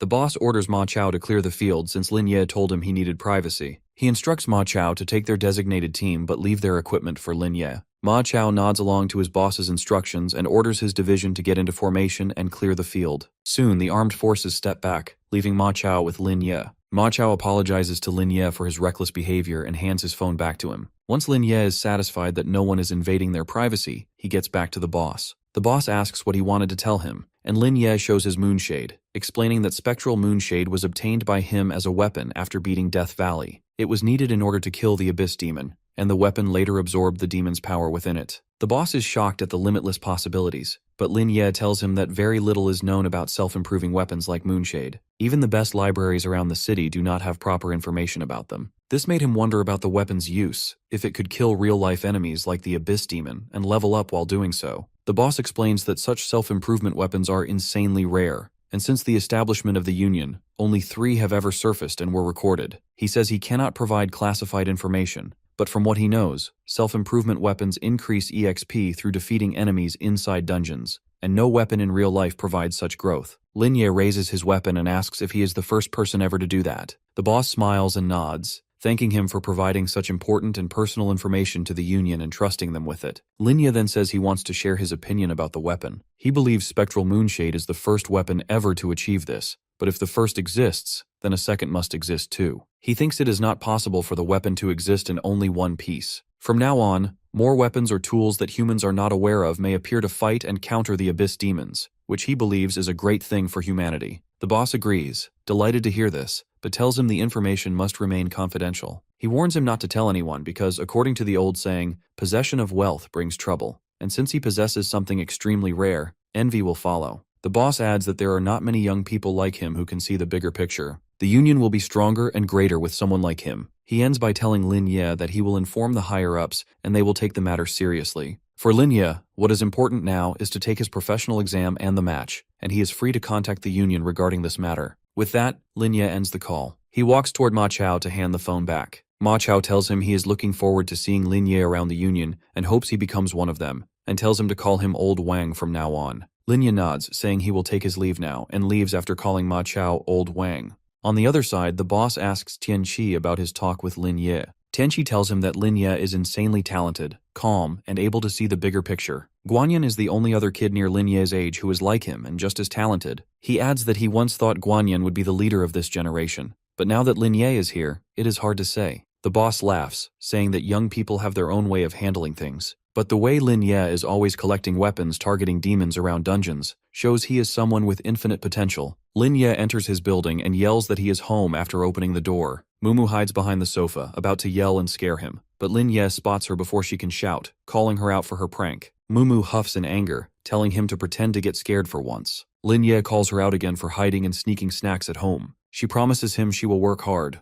Mumu gets up from behind the sofa, opens her stats, and tells Lin Ye to look at her level. She smirks and says she is also level 10 now, leaving him shocked by her fast upgrade. Mumu asks if she did good and if he is satisfied with her development, then asks if it's possible to go to the dungeon together tomorrow. Lin Ye pets her head and asks with concern if she is working too hard and pulling all-nighters because he has seen her stats. Mumu shakes her head, saying that she is not. Mumu tells him that it was little Mumu instead of her who went to the dungeons and grinded all night for her. Lin Ye asks who little Mumu is now, to which Mumu asks if he still hasn't realized that it was her imitation Tear, because as long as the Tear fights alone for her, she will obtain the skills and all the rewards along with them. Lin Ye asks if she means there is no restriction for time and distance for the Tear. As long as her Tear fights the domains, it is okay and she will get the rewards. He asks if her Tear can fight dungeons without commands. Mumu opens her stats and answers that it is possible since her imitation Tear is in the dungeon Lockless Nightmare right now as they speak. Lin Ye peeks at her stats and tells her that he sees the boss is in the critical stage according to the system reminders and asks if the fight is about to be over already. He asks if she can monitor little Mumu's moves from the monitor all the time while she fights domains. Mumu annoys him, asking if he is jealous, to which Lin Ye nods, saying that he also wants a helper like little Mumu. He leans in and asks another question about whether the Tear ever gets tired, because it does not seem like little Mumu is getting tired if she is going to the dungeons indefinitely. Mumu looks at him and says she is unable to understand why Master Lin Ye is asking stupid questions. Lin Ye huffs and says he is shocked at how talented her talent is, because he seems to need to redo her level-up plans from level 10 to level 20. Mumu nods but asks what he means by her level-up plans.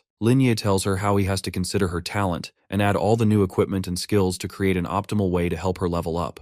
She agrees to give him the information, but when he asks for her height, weight, and measurements, Mumu gets shy and asks why he wants to know all that. Lin Ye realizes his question and tells her that this information is for better attribute record rates and tells her to stop thinking weird things. He adds how her attributes later affect how well her imitation tier can perform during dungeon fights and how this is a way of optimizing her maximum advantages. Lin Ye goes into full master mode and tells her how killing a monster from a lower level dungeon doesn't matter, but high level ones matter a lot because the details and slightly off measurements in the attributes can change her overall outcome in a second, which is also expensive to fix if something like that happens. Mumu tells him that she understands, but that means he can easily ask her measurements. He understands her viewpoint and shifts the topic to Baiji, asking if she also wants a profession change and asks Mumu to ask Baiji if she is comfortable sharing her data, and it is okay if she does not want to since it is all about privacy. His carefully chosen words do not sit well with Mumu as she asks if he really wants other people's data now and slams the door on his face. Linya slaps his head, trying to tell her that he only wanted to help their teammate.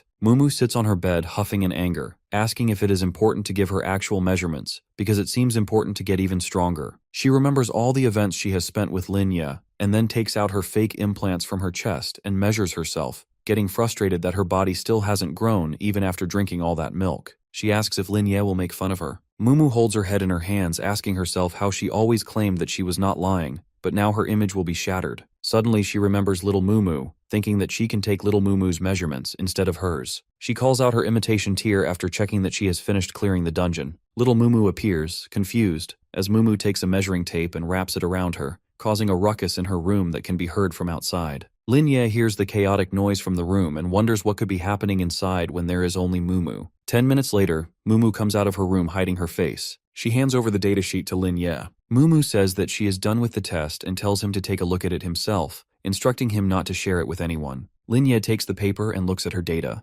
Mumu asks if there is a problem with anything since Linya is making a confused face. Linya tells her that the data doesn't seem okay. Mumu tries to hide her face and answers that it is the same she had from her last physical exam. Linya tries to warn her about the possibilities, telling her that if the data is not accurate, their strategy can fail and won't be useful. Mumu snatches the paper from him, then changes the answer to her actual measurements and hands the sheet back to Linya in anger. Linya proudly takes the sheet and smiles, saying that this data is more accurate, then asks if she asked Baiji to give hers. Mumu tells him that Baiji refused, then imitates Baiji's actions to show what she said exactly. She doesn't want the big boss to worry and fuss over something so incredibly troublesome. Mumu adds even more flair in her imitation, and continues that Baiji said the big boss already gave her so much good equipment and resources. She has earned enough attribute points, and how can she possibly ask for more? Mumu takes her phone, showing Baiji's text to Linya. She specifically explained that it's not an excuse out of privacy issues, and that she doesn't think the attribute point formula is useless, and to show she trusts him fully, she sent her last physical report. Linya sighs, saying that if he didn't know her any better, he would have thought something else,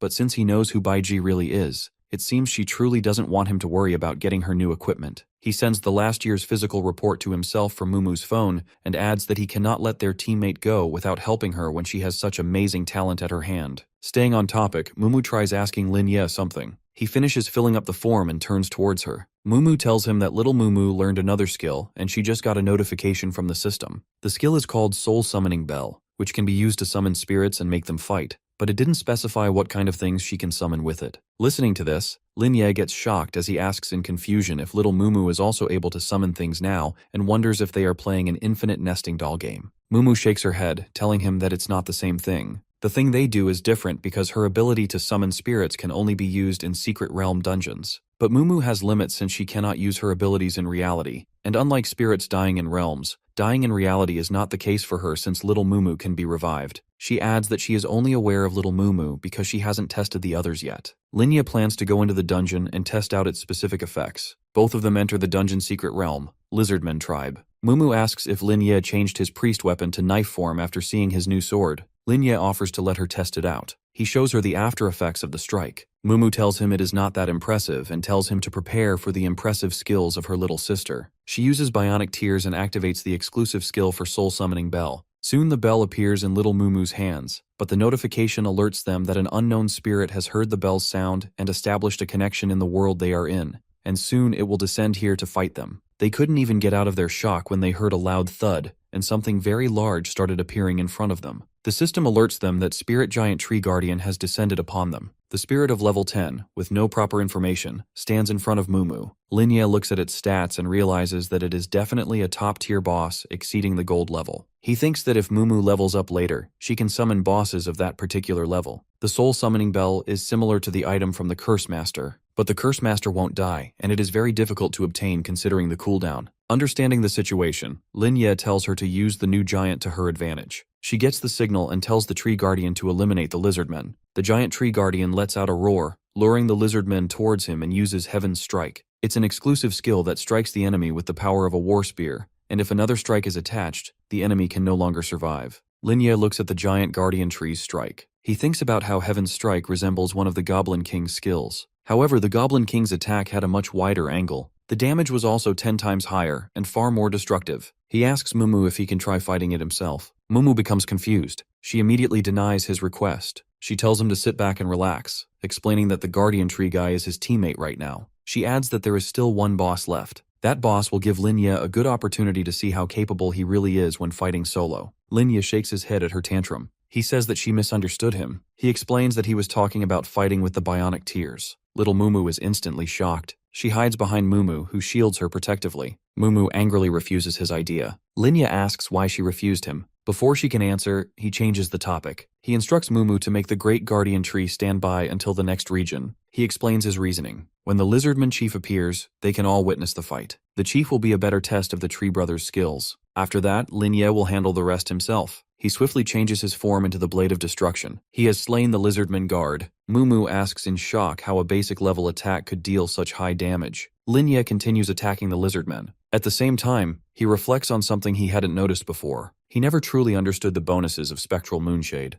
In the past, he mainly dealt long-range damage. He did so by reversing the numbers on healing skills. Now he can use Spectral Moonshade directly. It allows him to attack at a much higher speed. It also consumes less rage. The advantage is similar to before. However, these attacks are limited to common monsters. Enemies like angelic ghosts tend to ignore physical damage completely. Because of that, Linya still has to rely on reversed healing skills. Those skills ignore all defenses. They are the fastest way to defeat powerful enemies. With that strategy, he finishes off the Lizard Man. He then enters destruction mode. In a short time, he wipes out the entire Lizard Man group. Mumu watches his growing strength. She tells herself that she cannot fall behind him. Little Mumu gives an order and tells the Great Guardian Tree to join forces with her and destroy all remaining enemies. Linya steps back and he instructs the tree to show off. Meanwhile, he calmly heals himself and switches his blade form back to the Blade of Salvation. He believes this is the perfect moment. It is time to witness the power of Moonshadow between the crevices combined with Oath of Ocean and Moon. With those abilities activated, the three of them push forward. They continue killing enemies until they reach the Lizardmen's tribe. At the tribe, 300 lizard warriors stand ready to fight them. Mumu points out the obvious. 300 lizard warriors should be able to deal a considerable amount of damage. Linya tells her to trust him, and he promises to keep the tree man alive. For now, his priority is focusing on healing. After saying that, he gives another order. He tells the giant tree guardian to rush toward the wall and break it. The tree man charges forward and his speed increases dramatically. He crashes into the wall and smashes it apart, invading the warriors' formation. Little Mumu follows closely behind as she fights the warriors, trying to hold them back. Suddenly, Linya activates the Moonshadow form on the tree man. This makes the summoner invulnerable to all damage for 3 seconds. It also increases movement speed and allows attacks to remain at a large capacity. Linya thinks to himself that this miracle spell protects and attacks at the same time. He then summons an illusionary moon jellyfish. It absorbs power from the moon, which further enhances their attacks, and the effect lasts for about 15 seconds. At that moment, the Lizardman Chief finally appears. Little Mumu steps aside and tells the Great Guardian Tree to fight the Lizardman Chief. She wants him to show everyone what he is capable of. The tree man charges at the chief. Linya watches closely and remembers that the tree man only takes instructions from Little Mumu. Since she is his summoner, Linya observes the exchange of blows. He gathers information from the fight. He quickly realizes that the tree man has a disadvantage in close-range combat. After examining the situation, Linya decides to intervene. He switches his blade back to the Blade of Destruction. He unleashes Fallen Hell upon the enemy. In an instant, the dungeon is cleared. The tree man suddenly speaks and points toward Linya. He states that he can sense that this master is extremely strong.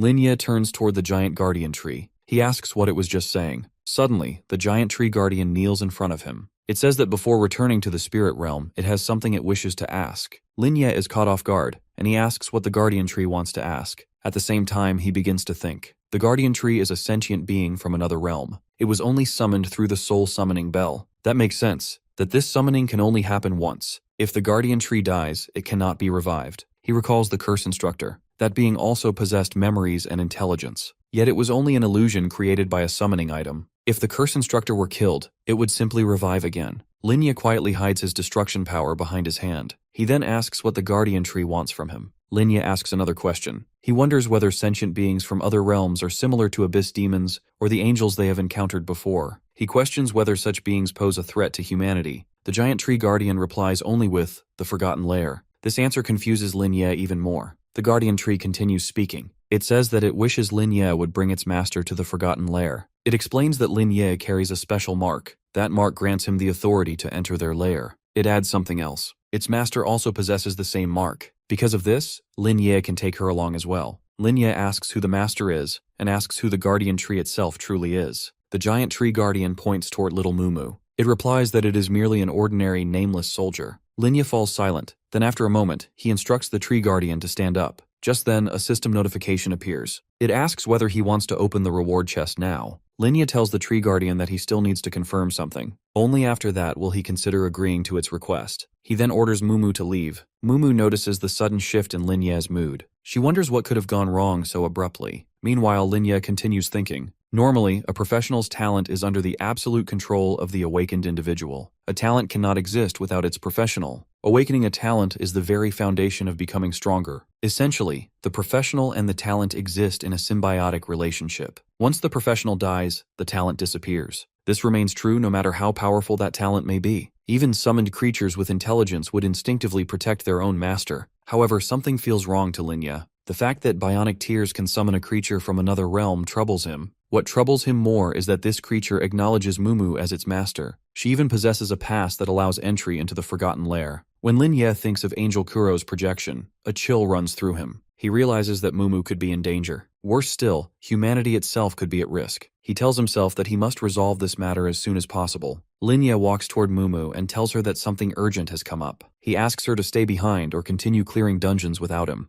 Mumu notices his gaze linger on little Mumu and she asks whether something is wrong. Linya shakes his head and says that he might need to take some time off. After that, he makes a call and asks whether the other party is free right now. He later meets Huang Tiandu in Zhang City Center. Uncle Huang asks what urgent matter made Linya rush to meet him in person. Linya asks whether Uncle Huang or the Alliance is aware that he is eligible to enter the Forgotten Lair. Uncle Huang laughs and asks whether Linya wants to learn more about that dungeon. Linya recalls how Tianqi was the one who first brought up the topic. He asks whether the Alliance wants him to pass the professional test first. He suspects they are worried about his state of mind. Uncle Huang smiles and admits that this is indeed one of the reasons. However, he says he can still provide some information. He explains that Lin Ye likely does not understand the underlying danger of that dungeon. Uncle Huang explains further, the Forgotten Lair is dozens of times harder than any dungeon Lin Ye has encountered so far. Even the weakest monsters inside are at least diamond rank or higher. Many challengers have died before they ever had a chance to escape. Linya asks whether the danger comes from a lack of equipment or simply from the diamond rank monsters. Uncle Huang confirms that both are correct. Still, people continue to enter the dungeon. He explains why. Defeating the boss grants legendary rank equipment. If someone enters solo, they may even obtain mythical equipment and skills. Linya comes to a realization. The Alliance does not want him to become arrogant. If he enters that dungeon believing himself to be invincible, like Shofeng, he will die instantly. Linya asks what rank is required to enter the Forgotten Lair. Uncle Huang replies that the minimum requirement is level 15. However, he strongly recommends waiting until level 20. Linya reassures him that he is not reckless. He promises that he will make proper preparations before entering. Uncle Huang then shifts the topic. He explains that the Alliance has recently taken an interest in investigating the demons of the Abyss and the Fallen Ones. He mentions an evil fallen being known as the White Clown. It has appeared recently. They have also received intelligence. Many Abyss apes are hiding within the Alliance itself. With this situation, the Zhang City Alliance is preparing to take major action. As professionals, they must maintain peace and prevent history from repeating itself in tragedy. Chairman Huang advises Lin Ye to pay close attention to his messages, that the changes will soon be made to future arrangements. This surprises Lin Ye. The chairman then reveals the reason. The Alliance has declared a citywide lockdown. Internal personnel are undergoing a cleanup process. Corrupt professionals are being identified and temporarily isolated. He further explains that with the upcoming vocational test, these corrupted individuals will be dealt with. The news has not been released yet to avoid unnecessary panic. He concludes by telling Lin Ye to focus only on his studies. The Alliance will handle the rest. Before the meeting ends, Linye takes a sip from his glass, saying that he still has a question. He asks whether betrayal is possible. Specifically, he asks if a summoning-type awakened talent could betray its professional if the summoned beings come from another world and possess self-awareness and memories.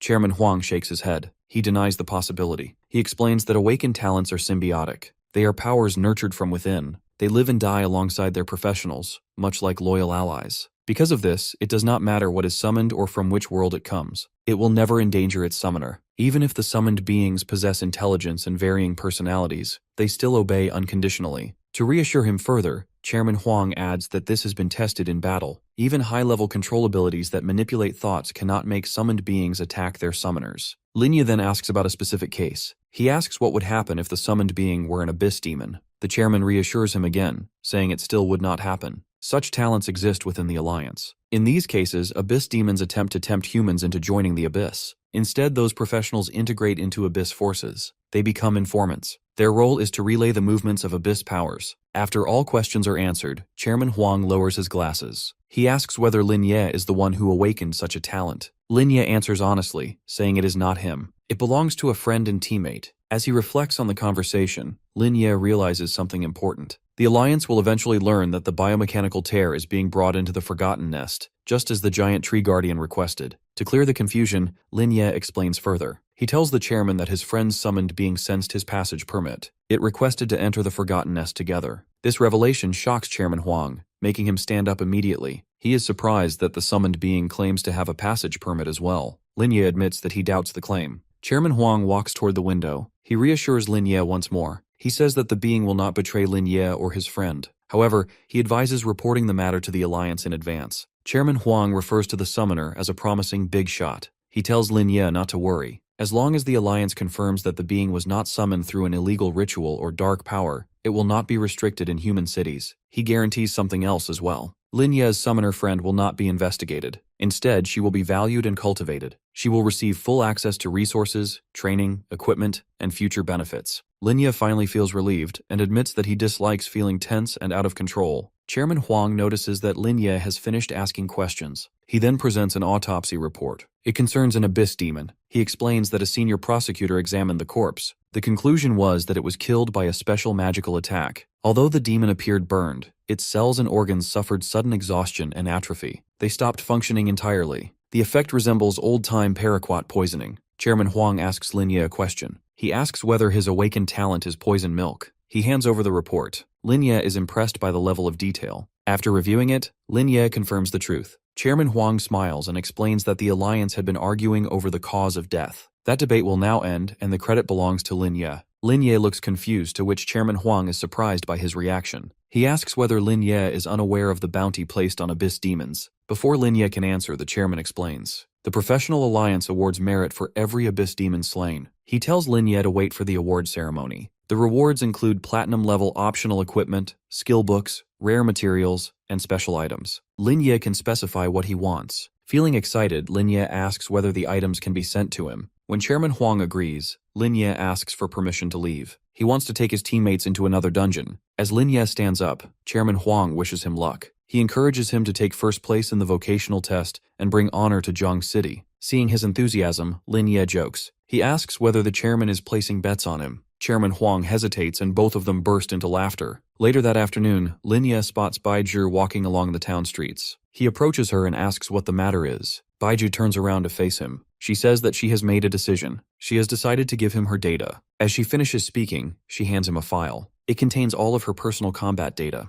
The gesture surprises Linye. He is taken aback by how much trust she is placing in him. After a brief pause, Linye makes a decision of his own. He resolves that he will not let her down. He tells her that once her level reaches 2, he will take her into the next dual instance dungeon. Based on the calculations he will make using her updated data, they will then decide whether she should change her class. The news hits Baizhi hard. A strong wave of happiness spreads across her face. Without wasting time, she enthusiastically heads toward the next dungeon. Her goal is clear. She wants to raise her level as quickly as possible. Linye opens his mouth to say something more. However, she has already sprinted away. Seeing her excitement, he decides not to stop her or dampen her enthusiasm. Now, to complete his calculations, Linye plans to base them on their last 3-person dungeon run. He will combine that information with Baizhi's current physical data. He examines the available records. All the necessary information is present. The skills data is complete. The equipment data is also complete. However, there is a problem. Because the last dungeon involved 3 people, Baiji's individual data is not fully accurate. Speaking of Baiji, her current performance is not particularly impressive. Aside from her lucky buff, there is little that truly stands out. Because of this, Lin Ye prepares a backup plan. He wants to ensure that she can pass the final exam. At the same time, he must keep her true talent hidden. Luck alone will not be enough. Somewhere deep inside a dungeon, a group of 4 evil followers is holding a secret meeting. Black Fist speaks first, suggesting that they should prioritize killing the one who murdered their lord, Mei Gao. Card interrupts him and warns the group that the Adventurers Alliance is watching everywhere. If they expose their abyssal powers, they will be discovered. Once exposed, they risk being arrested by the extermination team. After that, Card casually flirts with Fox, the woman in their group. While doing so, he mocks Black Fist, calling him big and clumsy. Black Fist shows clear annoyance at Card's remark. However, Fox ignores it. She states that she is more concerned about something else. She says she is worried about who their master will send as their new commander. To her, that matters more than Mei Gao's death. She then asks the group whether they should proceed with the assassination plan. Smoke Demon responds arrogantly. He agrees without hesitation. Black Fist speaks again. He says that they do not need to stop their operations. They can continue working behind the scenes without personally stepping in. Smoke Demon adds his own opinion. He says it does not matter whether the target is Lin Ye, the extraordinary student, or Shangguan Yan, their original target. He explains his confidence. The power of the item Catastrophe Bringer will take care of both. This special item increases a dungeon's difficulty to a catastrophic level. As Black Fist admires the Catastrophe Bringer, confusion fills his mind. He cannot understand why their master would use such a valuable item. In his opinion, their team alone is more than capable of defeating their enemies. Card looks down on him as usual. Without warning, he flicks 2 cards toward Black Fist. They stop just short of his skull. Card insults him, mocking his thinking. He says that believing the Alliance would allow them to kill their most protected target is nothing more than an easy path to hell. Fox notices Card's arrogance and tells him to calm down. She explains that Black Fist is simply straightforward, and his intelligence is not particularly high. Black Fist remains seated and stays calm despite being mocked once again. Card, however, grows even more irritated. He complains loudly about having stupid colleagues. He calls Black Fist a bald donkey and says that he will eventually bring disaster upon the team. Before Fox can warn Card about his sharp tongue, Black Fist suddenly stands up.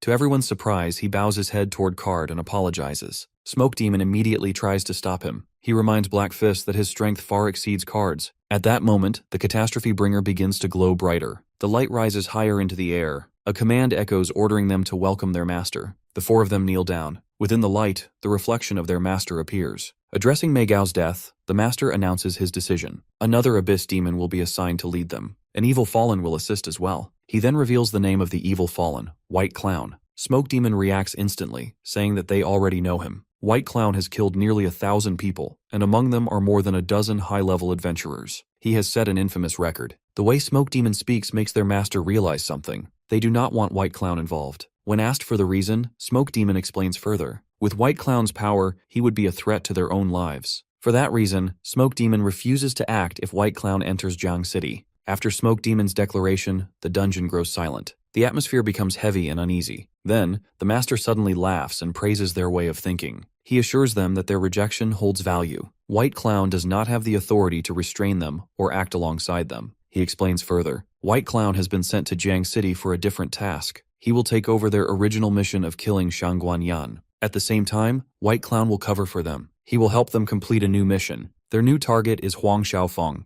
After those 2 tasks are finished, the master guarantees something else. Once this once-in-a-lifetime fallen genius completes his duties, they will be free to deal with Lin Ye. The master then gives them instructions. He tells them to keep their identities hidden. They must follow the same plan as before. They will throw the Catastrophe Bringer into the final test's secret realm. This will enrage the dungeon boss. By doing so, they can kill Lin Ye without suspicion. They will make the professionals regret everything. Smoke Demon finally voices his concern. He asks whether wasting such a valuable item on Lin Ye is truly worth it. After all, the item can permanently drop diamond-grade equipment. Black Fist adds his opinion and suggests continuing to gather diamond-grade equipment. Once their lord is strong enough, he can kill anyone he wants. Smoke Demon presses further. He points out that Lin Ye's threat level should not exceed Shangguan Yan's. If they must use the item, would it not be better to use it on Shangguan Yan instead? The master finally responds and reveals new information. The Professional Alliance is secretly hiding the fact that Lin Ye has obtained a qualification certificate for the Forgotten Nest. Because of this, Lin Ye's life is now more valuable than that of the Ling Yun sect's leader. As a result, Shangguan Yan's secret protectors have shifted their focus. They are now guarding Lin Ye instead. This makes it extremely difficult. Even with White Clown's involvement, harming Lin Ye would be nearly impossible. Once the group understands the situation, the master makes a promise. He will take them to the abyss for baptism. They will become true abyss warriors. However, he adds a condition that if they fail, they will never receive deeper abyss powers. The next day, during the award ceremony, the principal praises Lin Ye's achievements in front of everyone. He announces that Lin Ye is worthy of receiving a certification of recognition. Whispers spread throughout the crowd. People speak in awe about how terrifying Lin Ye is. He defeated Xiaoqian and made Director Huang apologize. Now he has even killed an abyss demon alone. The whispers continue, and people mention that he is already the top-ranked student. They predict he will also dominate the final test and become a leader once he joins the alliance. Mumu feels proud as she listens. However, the tone shifts. People begin worrying that Lin Ye will become a target for abyss demons. Mumu grows worried as well. Still, others reassure her. They claim that abyss demons are cowards who would never dare confront professionals head-on. While Mumu sulks over Lin Ye not telling her about the danger, the principal steps forward to present the certificate. Once again, he praises Lin Ye's outstanding actions. He calls him the future hope of the alliance. Lin Ye feels flattered by the attention. He responds humbly. He states that every professional is a hope for eliminating the abyss forces. After that, he is presented with several platinum-grade equipment pieces and skill books. He hesitates and says that he cannot take all of them, as he would not use many anyway. As he examines the options, he realizes something. Although the stats are tempting, they do not provide much improvement. In the end, he chooses 3 items: Invigorating Belt, Swift Boots, and Holy Light. He recalls that Holy Light is a skill of the White Spirit Rider. If reversed, it could drastically reduce enemy attributes or even cause berserk effects. As he acquires the items, he calculates further. With Swift combined with the Ancient Dragon Necklace, he gains a 50% reduction to movement slow effects. This completely counters agile bosses. It also fills a gap in his attributes. The crowd admires his growing strength. The principal concludes the ceremony. He tells the students to return to studying, enter dungeons, and prepare for the exam. Before Lin Ye leaves, the principal stops him. He reveals something important. The Alliance has secretly assigned people to protect him. Today's public praise was deliberate. By placing Lin Ye in the spotlight, it becomes harder for abyss forces to act against him. Lin Ye confirms that he understands. The principal then asks about his plans. The final profession test is only 3 days away. Lin Ye answers honestly. He plans to upgrade his equipment to level 10 and pass the test alongside his teammates. At that moment, the principal's bracelet beeps 3 times. Urgent information has arrived. He asks Lin Ye for the names of his teammates. He tells him to come along. There is something he needs to discuss. Inside the principal's office, Lin Ye provides information about his teammates. He says that Sumumu is doing well. However, Baichi worries him. She lacks strong talent. On top of that, she is considering a class change. The principal jokes lightly. He says that she must have some ability if Lin Ye chose her. He then becomes serious. The exam will not give anyone special treatment. However, if she passes, her future will not be an issue. She will not be excluded from the school. The principal advises Lin Ye to relax. He should focus on leading his team and preparing. With that, he hands Lin Ye a letter. He calls it his real reward. It contains the Alliance's plan. Inside the Lizardman dungeon, Baizhi continues fighting. She cuts down Lizardmen with her blade. Lin Ye praises her attack range. He tells her to trust her judgment and improve her reaction speed. She follows his advice. She fights more decisively. She dodges the boss's attacks more cleanly. When the lizard man raises its weapon overhead, Lin Ye gives another command. He tells her to maintain her angle as it is perfect. He tells her not to hesitate and she obeys. She defeats the boss and Baizhi reaches level 2. She gains a new ability, Lucky Hands. It increases gold drop rates. It also completely avoids bad class outcomes. This ability is a personal, exclusive passive and no one else can use it. Lin Ye praises her progress, telling her to stop hesitating and she should trust his commands. Even so, Lin Ye feels uneasy. He once believed she was suited for great swordsmanship because of her natural strength. Now he doubts that. He asks whether she truly wants to change classes. She becomes confused and asks if she did something wrong. Lin Ye reassures her while he explains that he knows how hard she has worked. He knows about her accumulated strength points. However, a class change concerns her future. Simply put, her constitution is not suited for a great swordsman. If she forces this path, she may cause irreversible damage. That would end her career. Once Baizhi understands, Lin Ye adds that changing classes requires clearing a difficult solo dungeon. Only she can enter it. He cannot provide a strategy. She may get injured and may lose hope.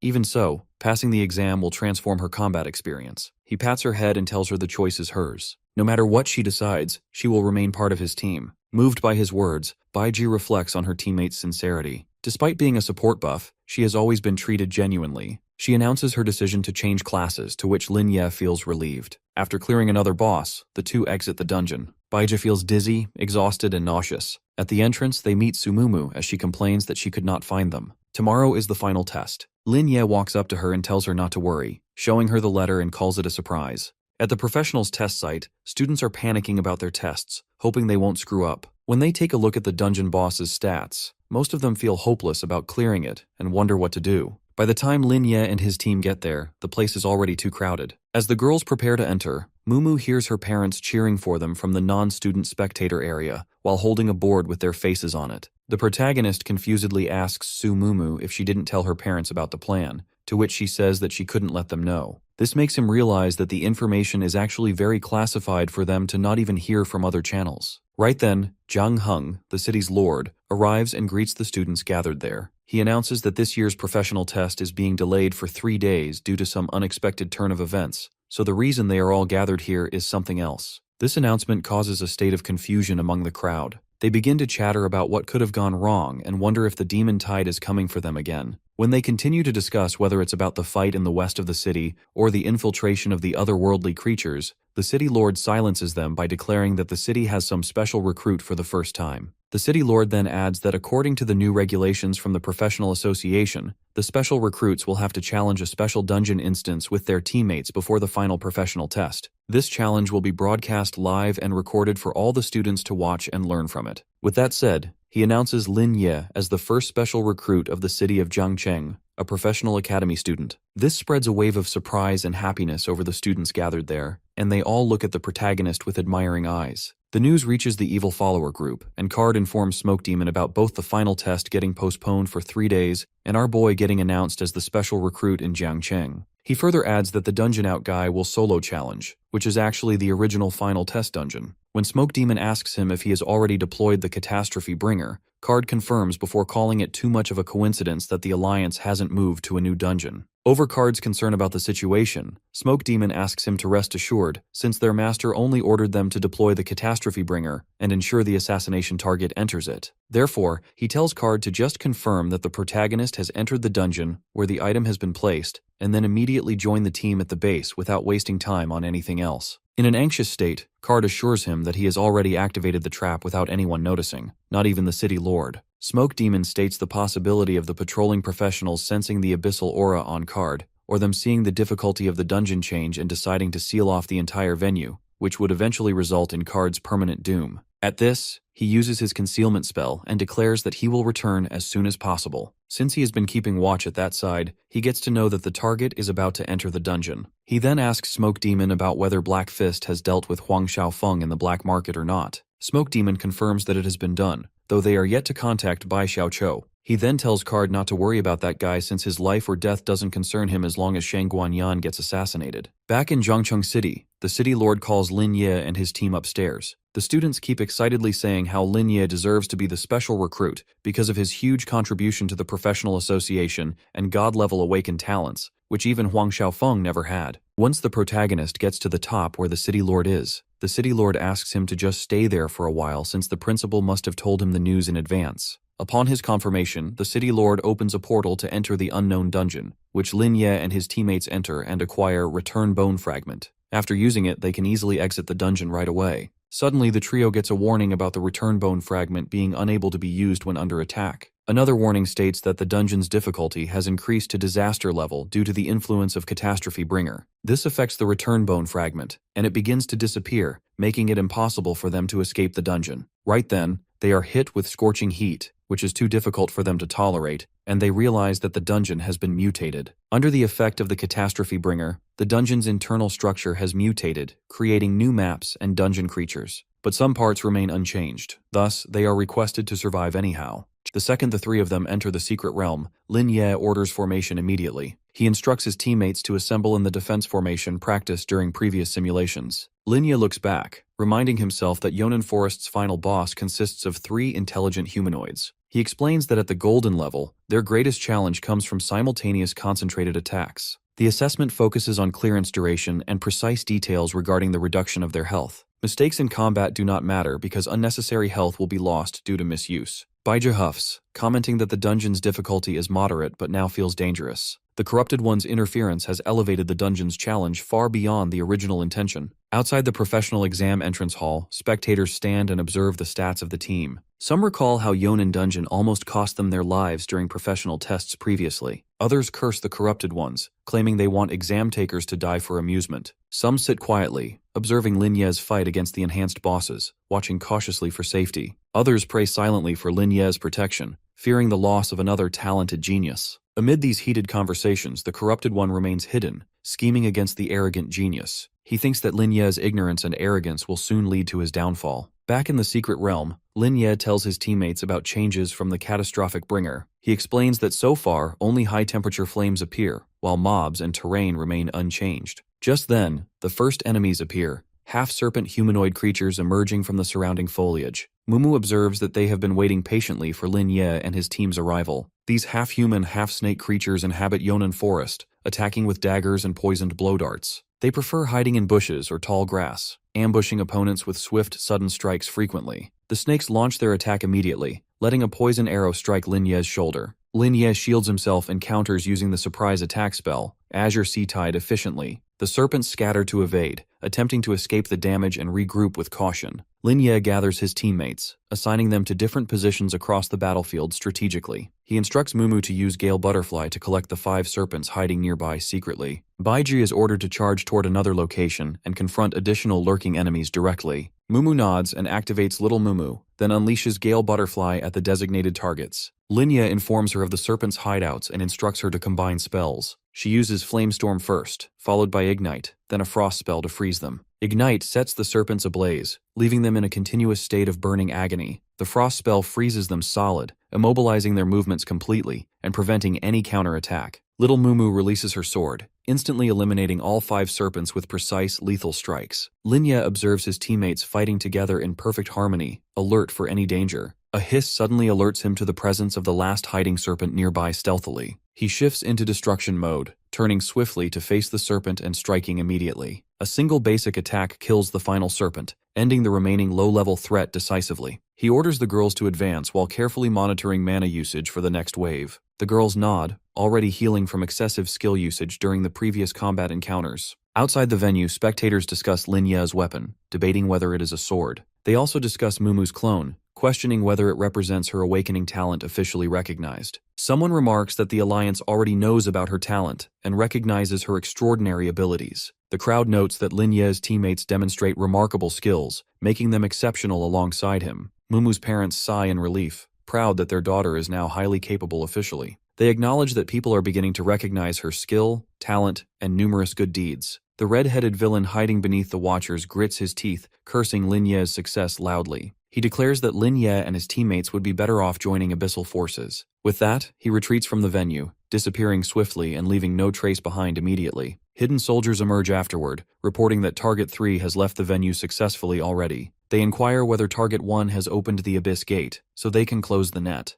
Outside the city, the blue-haired girl orders the assassin to keep the target trapped. She instructs him to close the net as Abyss Demon Suppression Team 2 coordinates. The team begins their operation smoothly, running swiftly toward their target without any hesitation. Both the assassin and the team leader sprint in pursuit of the fleeing target. Meanwhile, the red-haired man allows his soul to dissipate, trading his life cards deliberately. Being the true evil Fallen, his cards begin working as the Abyss energy enters him. The Veil Fallen laughs at the professional's incompetence, cursing them for failing his transformation. From this moment onward, he officially begins the transformation into a terrifying Abyss warrior. The red-haired man yields to the pitch black, letting darkness take over his entire body. Today he plays his cards and prepares to be reborn as a vengeful warrior. Suddenly, a voice calls his name, revealing that the professionals have surrounded him swiftly. The blue-haired girl, leader among many, demands he dispels the fog enveloping his body. She gives him only 10 seconds to remove the Abyss's power from his being. Soldiers close in from behind, restraining him and preparing to prevent further transformations immediately. The red-haired man struggles violently, attempting to shake off the soldiers threatening his life. He begins claiming that a traitor has betrayed him gravely, fueling his furious resistance. The leader starts counting from 10, signaling that the time to surrender is ending. Once the countdown reaches 8, he materializes a diamond-level mage weapon, attacking relentlessly. Universal demon cards fly in all directions, striking soldiers and testing their coordination and defense. The blue-haired girl absorbs the abyssal power through her equipment set bonus automatically. Despite their efforts, the red-haired man refuses to surrender, drawing another card aggressively. A soldier strikes from behind with an arrow of silence, interrupting the card's effect. The soldiers launch flame strikes and transform him into a sheep, suppressing his dangerous skills. The evil fallen burns in agony as the soldiers maintain constant, unrelenting pressure. He vows to annihilate the entire professional league, keeping his rage and hatred alive. Finally, the abyssal energy releases its full power, threatening catastrophic destruction in response. The leader warns soldiers to be careful as the enemy channels all 10 dark energies. The red-haired man regains health with a final attack, challenging the professionals to engage. A sudden shadow attack strikes him through the heart, executed perfectly by the skilled assassin.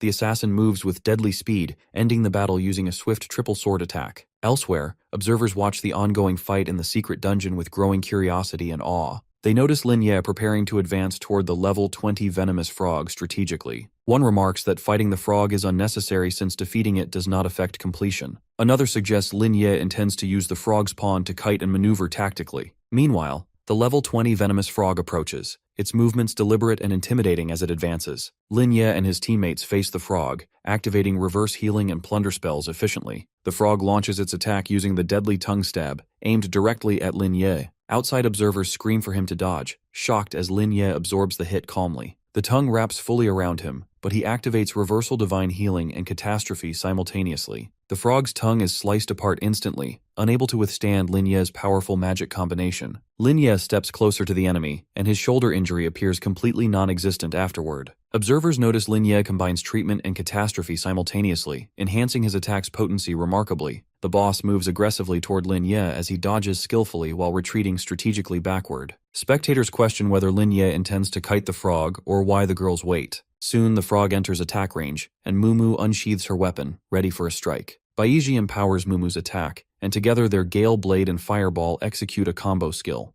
The combo attack makes the boss monster's HP decrease by a heavy amount, though it is not particularly significant. Baiji notes that this is expected in a disaster-level dungeon, where even defeating low-level boss monsters has become unusually difficult. Mumu wipes her sweat, acknowledging that it is normal, and points out that their combination attack, despite using so many skills at once, consumes very little mana and requires no recovery time. Mumu returns to her position, observing that everything unfolds exactly as Lin Ye instructs, and asks how many seconds have passed since their attack on the boss. Baiji begins counting from 30. Meanwhile, Lin Ye uses his plundering technique on the venomous frog while it is in a low HP state. Almost immediately, the system announces that the venomous frog is defeated and that they have obtained the Secret Realm buff. Baiji cheers, noting that it takes them less than 40 seconds to defeat the boss monster, which means their record is maintained. Across the city, the evil fallen's health depletes completely until the system declares him dead. The leader informs the upper head that target number 3 is eliminated and instructs the assassin Wu Lu to immediately lead his team to the Abyss Gate, rendezvous with other units, and advance toward the Abyss with the full army. She emphasizes that such an opportunity is rare and must be utilized to its full potential. Wu Lao removes his hood and faces his soldiers,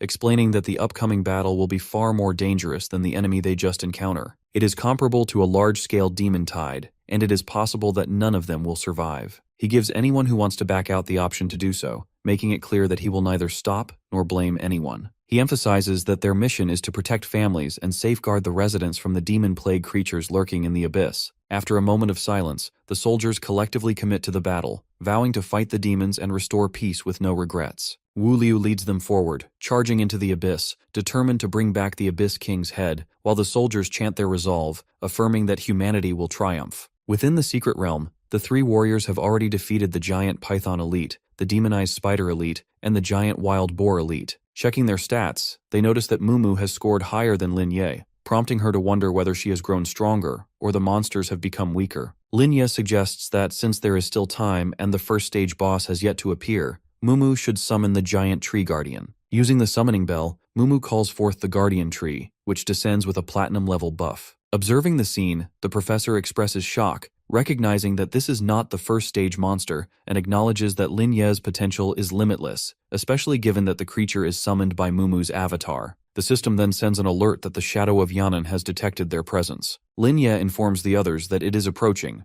and soon a humanoid monster of level 20, modified by level 10, appears before them, with a description stating that it attacks and brutally kills anyone who comes near. Lin Ye commands the guardian tree to attack, instructing it to use the Knight's charge, follow with Heaven's strike, and anticipate the ending. The guardian tree executes the attack, striking the Knight and sending the shadow of Yan'an into a downed state. Lin Ye then tells the girls to stop conserving their mana and use all their skills to quickly reduce its health. Mumu activates her Ice Seal technique, freezing the Knight as its health drops rapidly. Baizhi positions herself and strikes with a firestorm. The trio combines their techniques and considers switching to close combat skills since their large ranged attacks have already been used. Before they act, the system informs them that the shadow of Yan'an is defeated. Suddenly, the Knight rises in fury and launches a direct attack toward Lin Ye. The man states the intelligence report confirms the Abyss prepared traps on 2 fronts. Yan says they intend to strike 2 prey with 1 arrow simultaneously. Another professor agrees, saying their primary target is eliminating Lin Ye first. He adds they predicted Lin Ye's movements and attempted luring the tiger away. Yan mocks them again, saying the Abyss believed itself extremely clever. He calls them cunning fools who mistake recklessness for bravery. Even after heavy losses, they still charged blindly, exposing their desperation. Lin Ye removes his disguise mask and reveals all reported good news was fabricated. He explains the Abyss spread false information to lower their guard deliberately. The professor decides Lin Ye must be informed of the real situation immediately. He orders Lin Ye to enter the secret realm once recruits fully relax. The gates will be opened prematurely according to their plan. They observe Lin Ye closely as Uncle Huang grows visibly worried. He tells the professor his son may be in serious danger. The professor reassures him, saying this also serves as a crucial test. He explains the Abyss Lord wants to recruit Xiaofeng, not kill him. As long as Xiaofeng behaves, the Abyss will not harm him.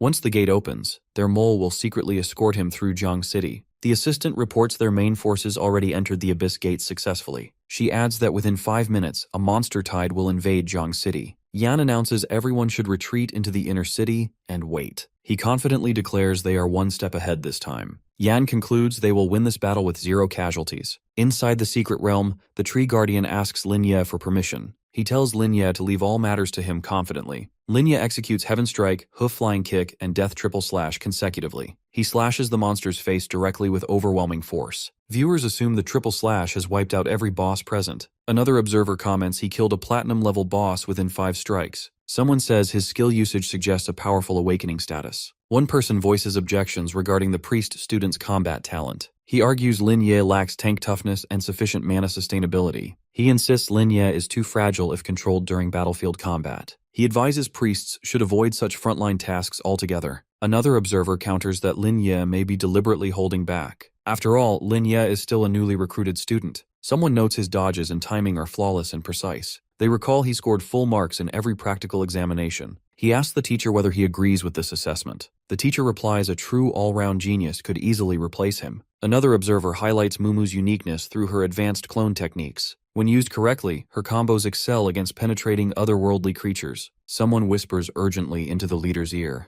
The leader hastily announces the viewing is paused due to imminent danger. Chaos erupts as people scatter and shout in panic. He urges everyone to stay calm, promising safety through composure. The pink-haired girl speculates another demon tide is approaching. He reassures them, stating the Alliance's strength is overwhelming. He orders everyone to retreat, refusing to endanger the students further. Meanwhile, inside the realm, a girl hands Lin Ye a golden barrier scroll. She explains the Alliance prepared it as a new abyss map. Mumu insists on following Lin Ye forward. Lin Ye stops her, instructing her to stay with Baizhi. He says he will enter the gate alone with the Tree Guardian. Lin Ye warns the road ahead is extremely dangerous.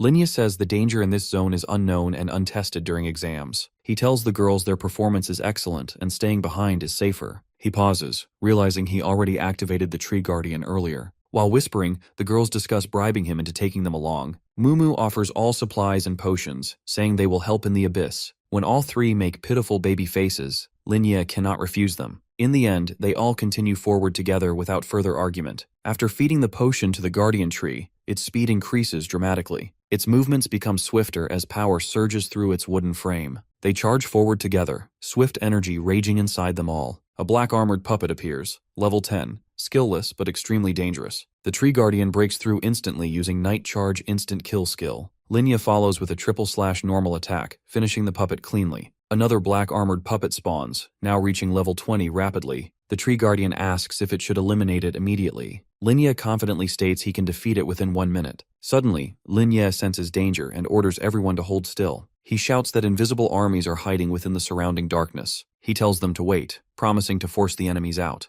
Linya activates Qi Technique, Invasive Divine Qi Therapy. A wave of clarity descends across the battlefield instantly. A black-armored male-female duo spawns, making Linya frown silently. He mutters that enemies keep appearing endlessly in this zone. While killing them, he orders Mumu to hold back. He explains the ninja will notice her movements immediately. He commands the Tree Guardian to stay occupied with the puppets. Linya orders clearing the first minions and luring them toward the ninja. The Tree Guardian roars angrily, warning tree ants not to approach. Linya activates moon concealment without hesitation. He shouts heaven, hell, and earth, signaling the next phase. He tells Mumu it is finally her turn to attack. The Tree Guardian roars with surging energy as they strike together. Mumu unleashes windstorm butterflies toward the male-female ninja duo. The black-armored puppet ninja is swiftly defeated. Another black puppet begins summoning additional reinforcements immediately. Linya uses inversion healing thunder spells, crushing the remaining ninjas. Meanwhile, underground camp observers scream in disbelief at Linya's AoE damage. One shouts that his damage exceeds even the two bosses combined.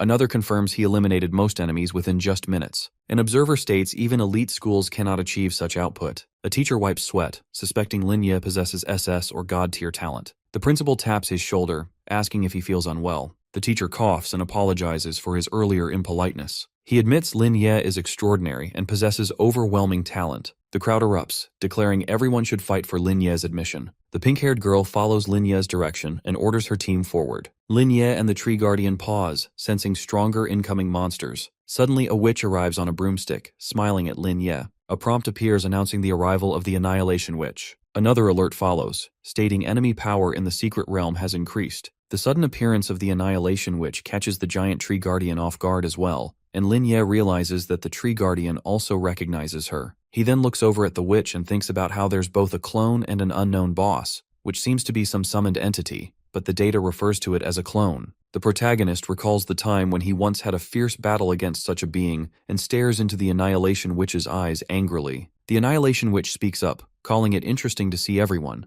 Soul Summoning Bell, Giant Tree Guardian, and Tear of the Life Attendant, gathered there. At her remarks, the Tree Guardian and Mumu's deity glare at the witch, so our boy immediately asks them to calm down and questions if they know her already. Sumumu's deity shakes her head in denial, whereas the Tree Guardian states that she seems familiar to him, since she has the identical mark that Linya has, but the hero elaborates that it should refer to the Forgotten Nest Pass. In a nonchalant manner, the witch tells him not to be so bitter, because she is going to let them pass this stage for free due to their fate. She then hopes for them to cross the Forgotten Nest as well, and then disappears into thin air, leaving them confused and shocked. He stares into the blank space, wondering how she could just run away and disappear, just because he has the Forgotten Nest's pass. When he questions if she is also a creature from the nest, the giant Tree Guardian replies that even though he doesn't remember who she is, she had several similar origin marks like the Forgotten Nest one. After giving it a pause, he adds that the Annihilation Witch can't be a secret realm creature. Rather, he suspects that she got attracted to this secret realm when he got summoned by his master with the Soul Summoning Bell. In this way, his master might have let him absorb part of the power of the Catastrophe Bringer, because she also has the same power and aura as that item, so she can even be the source, and might have personally endowed this secret realm with new power, altering the instance. Despite wanting to dig deeper into this matter, Linya decides not to count on the giant Tree Guardian since his key memories are hazy.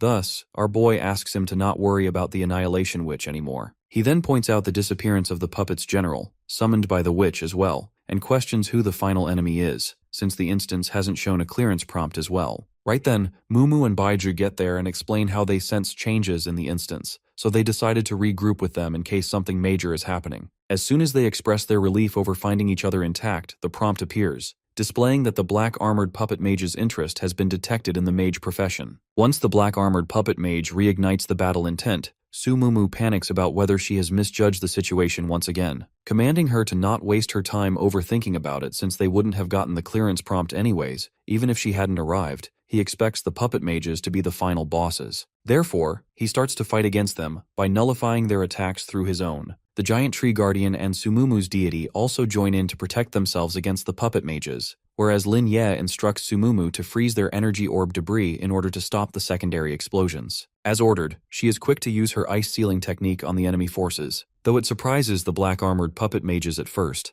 they soon summon a larger number of their army for help. When the Tree Guardian enlightens the protagonist about the situation of the secret summoning of 1,000 armies, Baiji seeks Linya's guidance. With no hesitation or fright on his face, our boy tells her not to worry since he will also call a powerful helper now. With that said, he summons the Dark Curse Knight right away, and with a huge emission of light from his blade, a giant armored knight appears behind him. Being an hour-long level 20 combat knight, the Dark Curse Knight steps towards the black armored puppet mages without wasting any time. Seeing his level increased from 15 to 20, Sumumu asks Lin Ye about it out of curiosity, to which he claims to not have noticed this. Secretly, he questions himself if there's a possibility that the Dark Curse Knight's strength might increase with that of the protagonist. On the other hand, the people watching the Dark Curse Knight appear can't believe their eyes and express their enthusiasm and surprise by talking highly about Lin Ye. They call our guy the god who changed the difficulty of the historical dungeon and got qualified to summon curse knights. While the people are rooting for Lin Ye and the knight, a group of men walk away from the crowd of students and decide to act first since they are trapped here and have lost contact with all the superiors. One of them expresses his joy over finally getting some freedom to do whatever they want, since their abyssal demon commanders are already in trouble. Thus, he summons the Demon Tide teleportation gate. Inside the dungeon, Lin Ye instructs the Dark Curse Knight not to use the Moonlight Pierce, because the enemy forces are using a human wave tactic, and rather commands him to lure them all to the current location. Right then, the knight's each attribute increases dramatically, and he flies forward towards the black-armored puppet mages. When the puppet mages spot the incoming danger, they begin to attack him, but he protects himself very well. Not just that, he counterattacks the puppet mages, making the hero proud of the knight's performance, who succeeds in luring in the enemy forces. He then tells the girls that those 4 bosses won't be able to make a rash move until the puppet mages are killed, because their strategy is to tire Lin Ye and his team with minor enemies. He further mentions that he has noticed the mana reserves being provided for the magic circle by them, instead of attacking them, and mocks the general line puppet mages for being stupid as well. The Dark Curse Knight bravely fights against the black-armored puppet mages, and once he makes a big ball of mana, he launches it at the enemy troops on the protagonist's command. This heavenly strike causes great damage to the puppet mages, and with the poison bubble, flamestorm, and frostbite techniques, the girls also attack the enemy forces altogether. At last, the Dark Curse Knight swings his blade, and with Moonlight Pierce, the entire black-armored puppet mage group is annihilated. The magic circle gets destroyed, and their bosses suffer great backlash. Lin Ye uses the reverse clarity confinement technique on the bosses, commanding his team to not let them recover and resummon any more minor enemies. He tells them to keep breaking the bosses individually. He then pulls off the reverse healing plunder technique with full confidence, which results in the black-armored puppet mage general getting slain. Lin Ye then looks around and sees how Sumumu and the giant tree guardian have also slain the respective black-armored puppet mage generals they're fighting off. When the Tree Guardian's opponent doesn't die instantly, he uses the Absolute Shadow Single Slash technique and slays her in half. Finally, the Secret Realm dungeon clears, and their rewards start to get calculated. Under the influence of the special ability, Glaze of the Goddess of Fortune, all clear treasure chests upgrade to Diamond Tier, and 2 big treasure chests appear before them. The 2 Diamond Tier treasure chests appear before the team, and Lin Ye orders them to be opened. On the command, the treasure chests bring out 4 extraordinary rewards: a Diamond Tier Priest skill, Blessing of the Stars, a Diamond Tier Mage weapon, Book of Divine Thunder, a Diamond Tier equipable item, Eye of the Sun, and a rare tier item. Our boy looks at the priest's skill with glistening eyes and finds it amusing. He then calls Falling Stars a great weapon. The students outside the dungeon watch with keen interest at what has been dropped as the rewards. They are busy pushing through each other in order to look at the screen. Meanwhile, Wang Machao walks to Zhang Cheng's city lord and whispers something in his ear. After listening to him, the city lord inquires about the war situations in the Abyssal Realm, to which Macau declares that they're about to win. He further continues, adding that they've reached the Abyssal Palace and deduces today as the best day to assassinate the Abyssal Lord. Thus, he announces the arriving death of all the Abyssal demons. Zhangcheng's city lord appreciates Machao and his team's efforts and cautions him to be extra careful all the time since it seems to have happened too easily, because the Abyssal demons stop at nothing to do evil. Machao tries to say something about what would happen if they succeed in sweeping out the entire Abyssal force in one go, but Lin Ye and his team exit the Secret Realm dungeon right then, and the students begin to cheer the protagonist's name out of excitement. Upon setting foot into the shelter, our boy spots Wang Machao there, and he thinks that things must be going smoothly as per the Alliance's plan. Wondering at what stage the Alliance's troops would be at, he feels uneasy about the situation, as if they are overlooking some factor, and dreams about how wonderful it would be if they succeeded in eliminating the Abyssal forces in one fell swoop. Suddenly the students are heard screaming in a terrific manner, and upon turning around, everyone notices the tide creatures, which have barged into the shelter and are attacking the students. The officials are flabbergasted as they question the appearance of those creatures to themselves, whereas the dying students beg for help. Wang Michao is quick to react as he flashes towards the tide creatures and asks the student to not panic, assuring that he'll save the student in the creature's hand. He then requests immediate support from his forces, informing them about the unforeseen emergence of the tide creatures, adding that he suspects some insider has teleported them here. At the same time, Lin Ye also lunges towards the tide creatures and uses his plunder technique. He realizes that something is really wrong since the city guards that are guarding outside are extremely strong. Wang Michao has also returned to report to the city lord, not to mention the arrangements made by the alliance's higher-ups. Therefore, he concludes to himself that the creatures must have been temporarily summoned internally by an insider. Zhangcheng's city lord commands the professional combatants present there to quickly take out their weapons and protect the students. With that said, the professional combatants do as told, and they all begin to fight the tide creatures in order to protect the students. Some would run to protect the students, and some would alert the officials of the attacks directed towards them. Wang Michao alarms the city lord about the tide creatures' flames, whereas the city lord summons his wyvern and assures the students that the wyvern flames can only damage abyssal creatures, so they must not panic. Fed up with the situation, Wang Michao angrily questions if this is some kind of summoning item and inquires about the insider's hideout.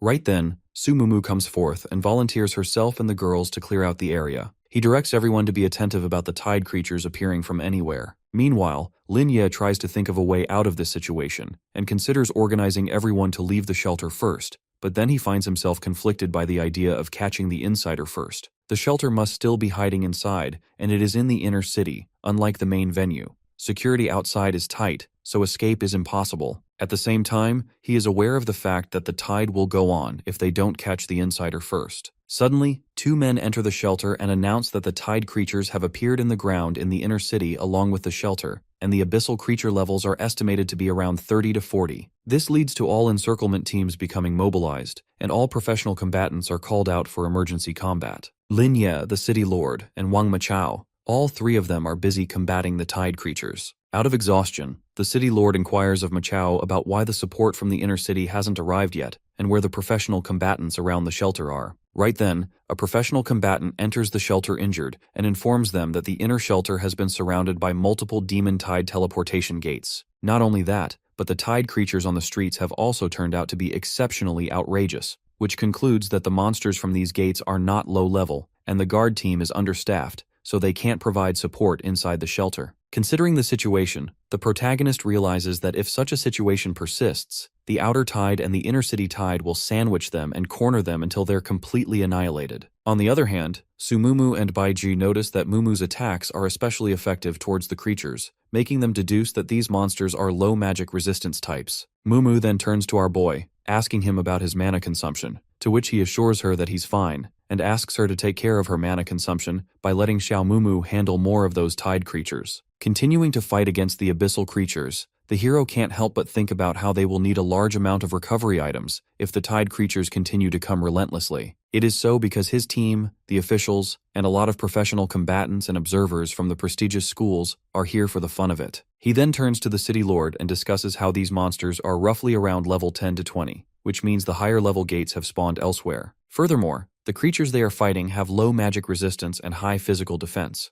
with a difference of at least 100%. When he suggests that all the student mages should help from a distance, the city lord orders them to do so. Thus, they courageously agree to contribute. Lin Ye then uses his newly granted skill, Blessing of the Stars and Punishment of the Falling Stars, resulting in the decline of tide creatures' health. This move raises the motivation among the student mages, and they help out each other in restoring mana and health. However, the protagonist worries about the mana recovery skills and items not being enough to sustain them until the arrival of reinforcements. He thinks about them all dying after reaching the human limit. Therefore, he inquires with the city lord about the amount of supplies within the shelter's reserves. He replies that the shelter was temporarily activated recently, following the principle of not wasting or letting things expire. Supplies need to be coordinated with the guard team for delivery. This statement makes him discover the grimness of the situation since most of the main elite professional combatants went to participate in the encirclement of the abyssal forces, leading to a shortage of manpower in both the outer and inner city. Suddenly something clicks in his mind, making him yell out that they have been tricked. When he further exclaims that it's a diversionary tactic to lure the tiger out of the mountains, he feels someone's hand approach him from behind, telling him to calm down. Out of anger, our boy slaps the hand off himself, telling the person not to bother him at this crucial moment. However, To his surprise, it is Shangguanyan whose presence there completely catches him off guard. Upon being asked, Shangguanyan explains that the complete plan doesn't include him luring the White Clown, but it was a stand-in found by the Alliance. He then reveals to have been watching over Lin Ye's powerful performance. Thus, he proposes to work together with him by breaking through and fighting their way through the tide monsters to find the source. After considering it, our boy asks about the time it will take and the possible delays that could lead to casualties. In order to clear out our boy's confusions, Shangguanyan shows him his talent by connecting their souls. Now, all the damage that had been done to Lin Ye will get divided between both, and all of the hero's skill damage is increased by 100%. When the hero gives Shangguanyan creeped-out looks, he explains that it's his awakened talent, Soul Link, through which he can transfer his soul to another person. This lasts for an hour and comes with more functions than just this. With suspicion, our boy asks about the cost and its side effects on his body, thinking it must be a legendary tier awakened talent. However, Shangguanyan ensures that the only person who will get affected is himself, which would lead him to a 1-week coma, and the cost of it is to carry Shangguanyan with him once he is passed out. Once Lin Ye has understood the plan and the traits of the talent, he grabs Shangguanyan by the arm and takes him to get started. They come across a cockroach man monster, so Shangguan advises him to not let its mucus splatter out on them. On that command, Lin Ye swings his blade and cuts the cockroach man in half using his powers. Shangguanyan leads Lin Ye deeper, guiding him directly toward the hidden insider. Lin Ye immediately realizes the Lingyun sect master already knows the insider's identity. When questioned, the sect head calmly admits the truth without hesitation. He explains hidden surveillance has always existed throughout this area. The insiders hid the summoning scroll inside the monitoring room deliberately. This move is both foolish and clever, since monitors observe the monitoring room itself. Outside Zhang City, countless abyssal monsters roam freely through ruined streets. Huang Xiaofeng struggles heavily while fighting off the endless tide of monsters. He curses loudly, recalling how these filthy creatures dared capture and humiliate him. He resents how they wasted his time and forced him into such disgrace. After crushing another creature, he turns and snaps at Black Fist's follower. He orders the Shadow to stop stalking him immediately. Black Fist responds calmly, stating he can no longer accompany Xiaofeng.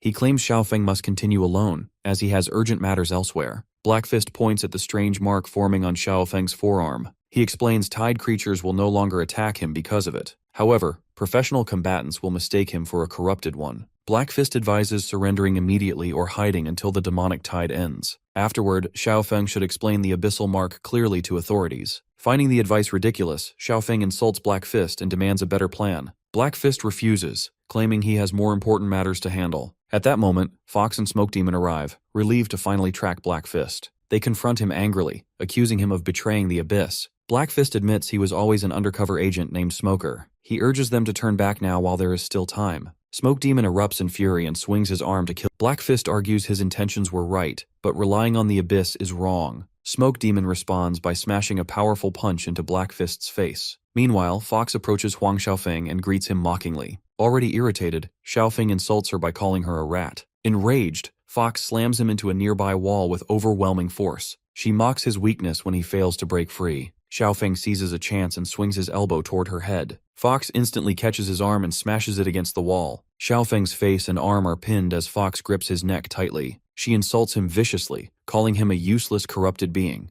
Xiaofeng retaliates verbally, brutally attacking her appearance and pride. His words deeply wound Fox's ego, stripping away her restraint completely. She summons ropes of power, strangling his body and neck mercilessly. Xiaofeng realizes she truly intends to kill him this time. Smoke Demon transmits a mental message, reminding her of their mission. Fox explains Xiaofeng's corruption talent surpasses even Lord Mei Gao's. She states he is a 1 in 10,000 king-level corruption talent. Their plan is to capture him alive and brainwash him into a weapon. She mocks Smoke Demon while calling him over to help restrain Xiaofeng. After Smoke Demon agrees, Fox throws Xiaofeng aside dismissively. Suddenly, Black Fist appears and smashes Fox across the street. Her attributes plummet as she suffers severe internal injuries. Smoke Demon panics, unable to understand how Black Fist overwhelms them both. Furious, Fox and Smoke Demon charge him together with full power. Black Fist remains relaxed, declaring their transformations completely useless. He mocks Fox, stating she is actually buffing him instead. As they close in, massive energy erupts violently from Black Fist's body. The shockwave blasts them away as disbelief fills their expressions. Black Fist's awakening talent ignites as Abyssal Sound Crossing activates with multiple powerful benefits. Many of these benefits specifically target abyssal creatures possessing demonic characteristics. The corrupted dragon lets out a piercing scream as flames scorch her scaled body. Black Fist restrains himself, telling her he wanted to offer one final chance. For the sake of their past friendship, he hoped she would turn back. However, her stubbornness and misguided beliefs leave him no alternative now. With resolve, Black Fist strikes directly toward Fox's heart. Mid-punch, Fox forcefully shifts back into her human form. She crashes heavily onto the ground as Black Fist quietly bids her farewell. He tells her to choose humanity in her next life. He lifts her again and unleashes Meteor Uppercut with overwhelming force. Her dragon form splits apart as the attack lands decisively. Black Fist follows with Grand Slam, smashing her broken body into the ground. She lies motionless, blood splattered everywhere as the system evaluates her condition. The system confirms her death and congratulates Black Fist for eliminating the corrupted one. Black Fist stares silently at his fallen friend, emotions restrained tightly. A sudden loud noise breaks the moment as he notices Smoker fleeing. He apologizes to Fox internally, believing survival always leaves hope behind. Without hesitation, he dashes forward, chasing after Smoker relentlessly. He warns Smoker that there is no escape left for him. Smoker transforms into his beast form, accusing Black Fist of excessive cruelty. He charges forward with a desperate punch aimed straight at Black Fist. Black Fist remains unmoved, countering with Vajra Palm as a patriarch technique. He immediately follows with Force Displacement and Light Arhat Fist. The combined force sends Smoker flying violently across the battlefield. Black Fist finishes with Uppercut as the system announces Smoker's death. Black Fist turns toward Xiaofeng, who lies unconscious, unaware of the battle. He concludes that Xiaofeng's mental condition is deeply unstable. He lifts Xiaofeng, deciding to place him somewhere safe temporarily. Suddenly, his superior orders him to stop immediately. The boss asks Black Fist about his current location. Black Fist reports being outside Jiang City's north gate. He adds that he plans to escort Xiaofeng back into the city. He explains Xiaofeng was incapacitated by pursuing corrupted enemies earlier. Without hesitation, he reports that Fox and Smoker have been eliminated. The boss informs Black Fist that the plan has now changed entirely. He orders him to bring Xiaofeng directly to him instead. Black Fist reacts in confusion, questioning whether Xiaofeng is joining them. He argues Xiaofeng lacks training and would die as an undercover agent. The boss reveals shocking intelligence regarding Xiaofeng's corruption talent. According to reports, his potential far exceeds the abyssal demon Miego's judgment. His talent could surpass a corrupted lord, reaching king-level corruption. This revelation deeply shocks Black Fist as the boss continues explaining. The boss claims Xiaofeng could gain immense authority within the abyssal realm. Yet, Xiaofeng's unique will allows him to reject complete corruption. This paradox grants him the potential to slay beings beyond abyssal kings. He could even approach the Emperor of the Abyss itself. Such a corrupted individual has never existed in their history before. The boss adds that he confirmed this decision with Xiaofeng's father. The Alliance and other authorities unanimously approve the plan. He assures Black Fist that Xiaofeng can receive abyssal power safely. The corruption can be controlled without consuming his humanity entirely. Black Fist asks what happens if Xiaofeng refuses and remains human. He mentions Xiaofeng constantly mutters Lin Ye's name obsessively. Granting abyssal power would eliminate any chance of a fair confrontation.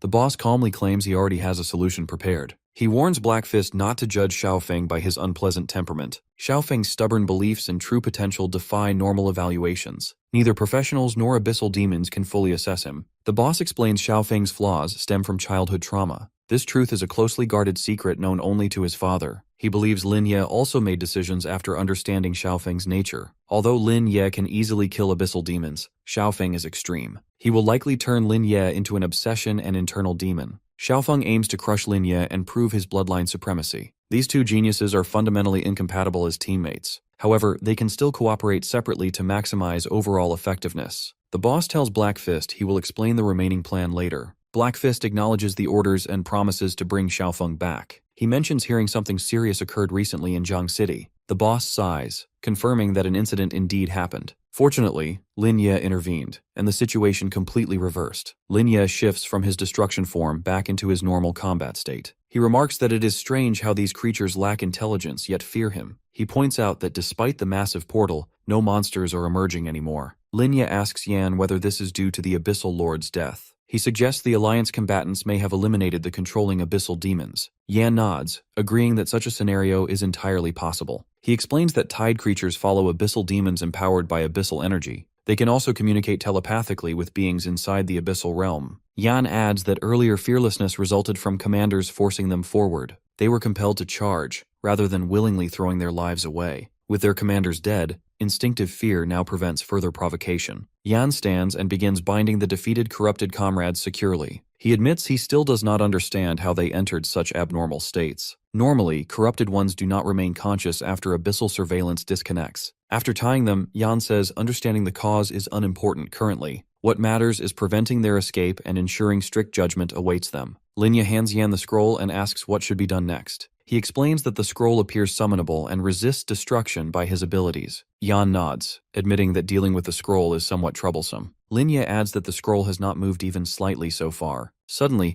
creatures begin pouring out from the portal once again. Both men instantly ready themselves for another round of combat. Yan tells Lin Ye they must repeat what they did earlier. Lin Ye activates Reverse Red Sea and Sea of Undead immediately. Yan reminds him to keep the corrupted ones alive, as drowning will not work. Lin Ye nods, explaining that his attacks only target tide creatures. He re-enters destruction form and unleashes spells to eliminate enemies. Yan watches, thinking Lin Ye's combat versatility is absolutely outrageous. In moments, Lin Ye deals damage, applies debuffs, and controls crowds seamlessly. Lin Ye turns back and tells Yan the path ahead is clear. Yan only stares silently, causing Lin Ye to ask if something is wrong. Yan tells him to proceed, offering no further explanation. Lin Ye explains that the portal must be completely sealed next. However, the scroll must be destroyed due to its portal connection. Unable to destroy it directly, Lin Ye activates his annihilation form. He throws the scroll forward and strikes it with moon concealment. Heavy impacts shake the area, making onlookers think an earthquake has begun. The city lord orders everyone to remain calm, assuring reinforced shelter stability. He then wonders whether something serious is happening on Lin Ye's side.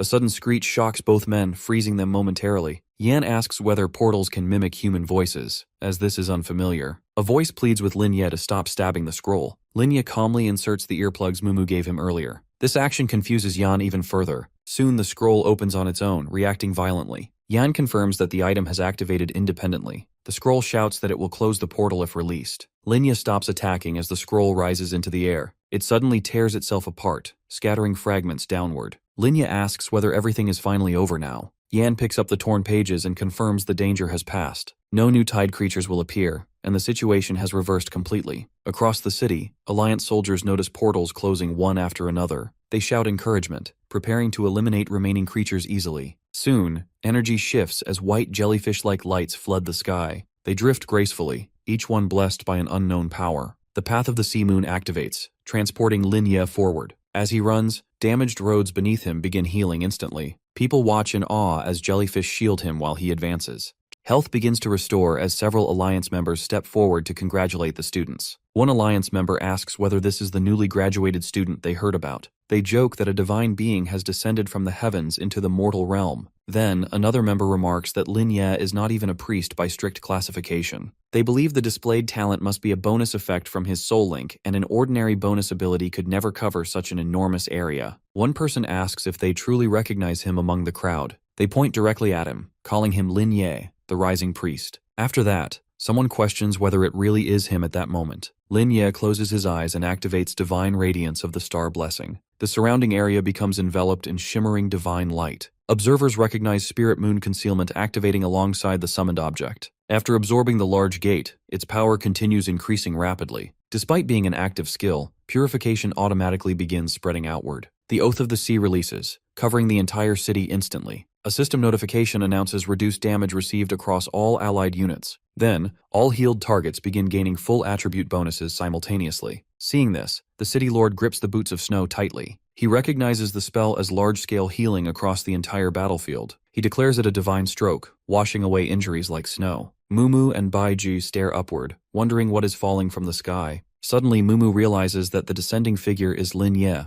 Other students notice their wounds finally healing and fading away. Someone exclaims that their condition has improved almost instantly. Other girls cheer, saying their backs and legs no longer hurt. They excitedly praise Lin Ye as a rapidly rising star. Buffed combatants laugh, claiming they can fight the great monster hundreds more times. Baiju smiles at Mumu, saying they have finally won this battle. At that moment, members of the City Lord's clan emerge onto the field. Their leader guides everyone forward, announcing the clan's full return. Someone declares they have successfully recaptured the lost ground. Meanwhile, Lin Ye activates Spirit Moon Concealment in its destruction state. The clan lord excitedly says he will now charge alongside brother Lin Ye. Other members urge him to wait, warning that Lin Ye's blade targets the abyss. The city lord explains that Lin Ye's weapon delivers fatal blows to enemies. It independently purifies, absorbs souls, and continuously increases in quality. Lin Ye sees a prompt stating over 100 spirits gain new forms. When the Jade Shield blocks 500 allied damage points, effects begin stacking. Combined with Guardian Land's Jade Seal Shield, protection spreads outward. A massive shield forms, enveloping the entire city completely.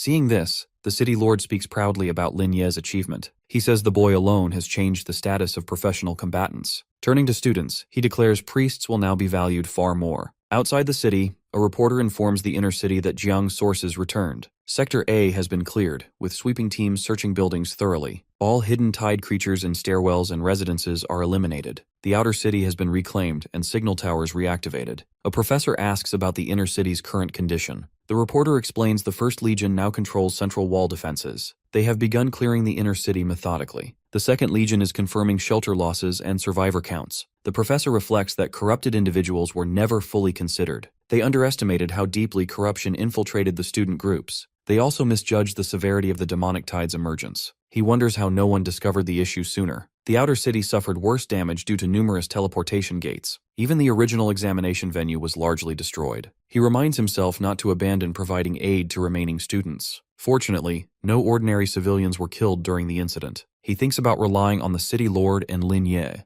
They successfully protected the inner arena from total collapse. He tries recalling who received resources earlier but cannot remember clearly. Uncle Huang later reports that Yan restored all monitoring systems. They confirm the inner city suffered 0 casualties. As discussions continue, everyone agrees the students performed exceptionally. Teacher Shuang states that without Lin Ye, 0 casualties were impossible. Meanwhile, the cloaked woman arrives quietly, wearing a faint, knowing grin. Once the war between professionals and tide creatures ends, all creatures are completely exterminated. The sources of the demonic tide are also thoroughly cleared afterward. With the crisis resolved, the city begins organized post-disaster cleanup operations immediately. Meanwhile, all teachers, students, parents, and professional combatants are escorted to special lounges. These lounges are designated for comprehensive physical inspections and medical treatments. They were exposed to prolonged high-pressure combat, pushing their physical thresholds dangerously far. Many participants survived only due to continuous healing provided by Lin Ye and other priests. After inspections conclude, the results are fortunate, showing no serious injuries or lasting after effects. Everyone also receives free high-level recuperation services arranged by the Alliance. However, Shangguan Yan is the most severely affected among all participants. The Soul Link's backlash pulls him into a coma immediately after the battle. As a result, his people carry him directly back to the spiritual rhyme sect. Once the insider is identified, Alliance supervisors take custody of him immediately. He will be used as a lead to investigate other corrupted individuals. These corrupted ones were responsible for deploying the demonic tide. Several supervisors overseeing city defense are also implicated during the investigation. They are dismissed and investigated for neglecting duties and leaving shelters unguarded. Their failure directly results in the deaths of tens of thousands. Despite everything being settled, Lin Ye feels a major unresolved issue remains. According to the principal's message,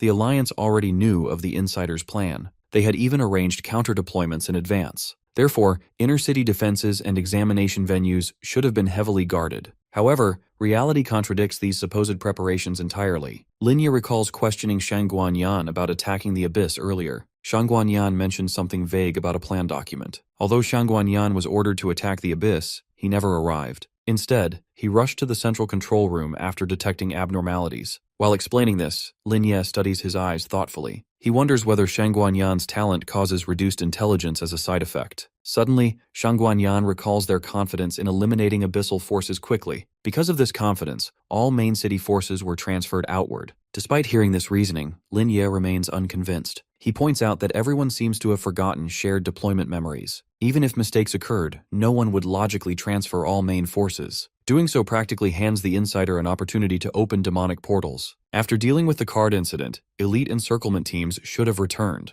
They should have protected students and reinforced inner-city security. Instead, they were suddenly ordered to attack the Abyssal Realm. Shockingly, everyone complied without objections or reminders. Shangguan Yan admits they completely forgot the original orders and deployment plan. This realization deeply unsettles him because it defies common sense. If someone truly manipulated their memories, their power would be terrifying. Such an ability could destroy both the city and abyssal forces effortlessly. When Shangguan Yan questions the motive, Lin Ye offers a different perspective. He suggests the manipulator may not be as godlike as imagined. Elsewhere, the city lord recalls their original defense deployment plan clearly. They intended to assign multiple guard teams for comprehensive coverage. The plan also accounted for abyssal corruption among ordinary civilians. Chairman Huang confirms these facts and adds further insights. Many corrupted individuals have mixed backgrounds but possess limited strength. Most have not even received abyssal powers yet. They lack abilities, remain inactive, and blend easily among civilians. Additionally, they only maintain one-way contact with abyssal demons. This makes identifying them and gathering evidence extremely difficult. The City Lord recalls drafting countermeasures against these unstable, corrupted individuals. Since no one followed the plan, Chairman Huang suggests a grim possibility. A high-level corrupted individual may have erased everyone's memories. However, he struggles to believe such an extreme scenario. If such an insider existed, why allow the situation to reverse so easily? Why not warn the abyssal forces earlier or retreat strategically? Instead, the insider watched their master die without intervention. This realization suddenly sparks something in the City Lord's mind. He wonders if internal conflict exists within the abyssal forces themselves. Perhaps their true target was the Abyssal King all along. Multiple disturbing scenarios flood his thoughts rapidly. He orders Chairman Huang to contact combatant alliances in other cities immediately. These hidden forces may be even more dangerous than abyssal demons. They clearly harbor deeper conspiracies and unknown objectives. He also orders a thorough re-examination of all personnel involved. They must identify memory-altering methods, items, and suspicious individuals. Elsewhere, the hooded man and woman discuss whether their actions were exposed. The man claims discovery is meaningless since they acted quite openly. He adds that they have already obtained Lin Ye's complete combat data. He admits Lin Ye's talent and strength are genuinely outstanding. Defeating the Dark Curse Knight without injury proves extraordinary capability. Earning the Gatekeeper's recognition further solidifies his value. Hearing this praise, the woman questions whether he likes that human child. She warns him about possible abyssal assassination attempts targeting Lin Ye. The man dismisses her concern calmly and confidently. He explains that their luring the tiger out of the mountain plan poses no threat. Lin Ye was merely a tool used to test his true strength. The man and the woman speak admirably about Lin Ye while observing the ongoing situation. Suddenly, their winged eye flashes with red light, signaling the protagonist's team has arrived. This signal allows the two of them to access and watch the complete dungeon footage. They begin reviewing the footage together, focusing closely on the hero's combat performance. After observing Lin Ye carefully, the woman admits he possesses truly extraordinary and unique strength. The man teases her, reminding her how she urged evacuation earlier despite praising Lin Ye. Before she can respond, something unexpected appears on the footage, shocking them both instantly. Their eyes widen in disbelief as a question escapes their mouths simultaneously. They struggle to comprehend what they are witnessing on the recorded dungeon scene. The cause of their astonishment is the appearance of biotears and the giant tree guardian. They exclaim that these are not simple summons created using ordinary summoning items. Astonishment quickly turns into confusion when the woman notices the Annihilation Witch as well. She recognizes the witch as the creator of the fluorescent descenders seen earlier. Gradually, the duo realizes they have been mistaken all along in their assumptions. They spot Sumumu and finally understand she is controlling both powerful summoned entities. The man clenches his fist in anger, crushing the winged eye instantly. He declares that the prophecy guided by the third umbilical cord referred to Sumumu. It was not Lin Ye,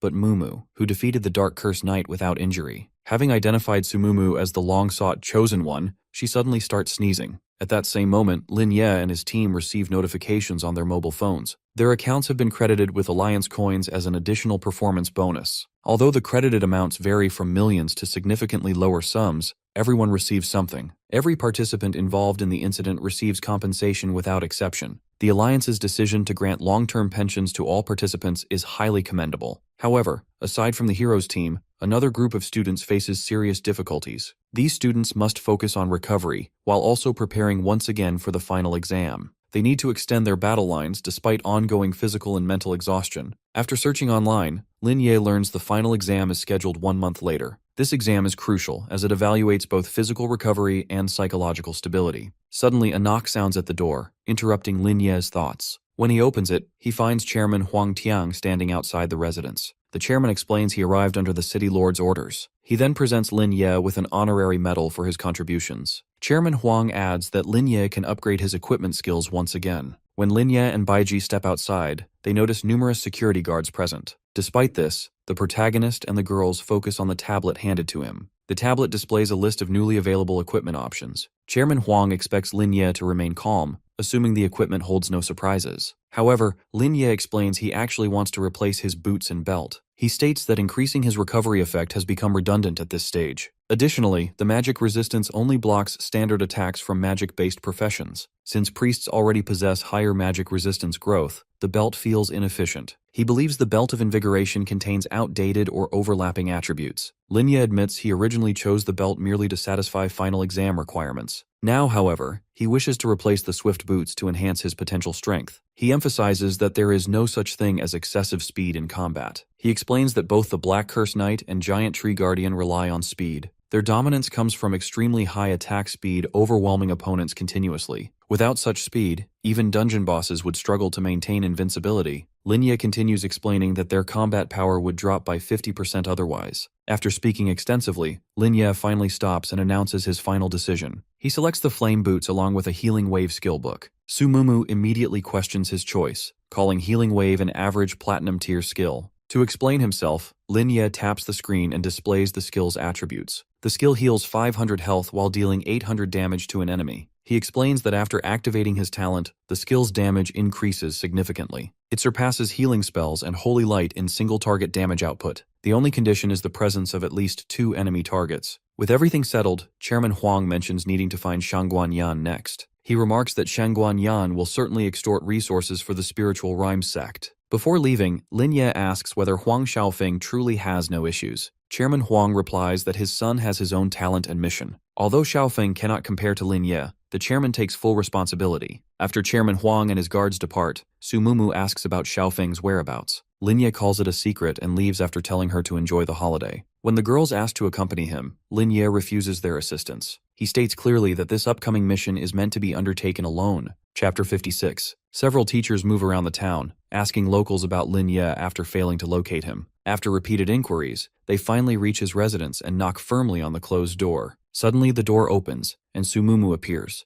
calmly facing the group of visiting teachers. Then, she begins explaining that the protagonist has gone to clear a dungeon outside the city. Before she can finish, a female teacher abruptly interrupts her with an impatient and rude tone. She insists Sumumu listen carefully, despite knowing she is a special recruit contested by universities. Without allowing a response, the teacher continues speaking, her words filled with thinly veiled disdain. She declares it is Mumu's choice to attend a top 3 elite university or elsewhere. According to her, the top universities possess the strongest faculty and deepest academic foundations. She contrasts this with universities lacking thresholds, which lower standards recklessly to recruit students. The teacher claims her words are advice offered purely out of goodwill and concern. Then she deliberately reveals Linya's decision to apply to Apocalypse University, ranked 10th. She emphasizes that Apocalypse University is the only one willing to admit Baiji. The implication is clear, meant to shake Sumumu's confidence and sense of direction. Previously, this same teacher personally approached Linya to discuss the recruitment matter. Linya responded directly, stating he would attend no university without his entire team. He emphasized this was his only condition and refused to compromise further. The teacher reacted angrily, snapping that no university would accept such an underperforming student. She mocked him as someone relying on connections, regardless of his #1 ranking. Contrary to her expectations, Apocalypse University accepted all of Linya's conditions. This outcome deeply shocked the female teacher and left her visibly unsettled.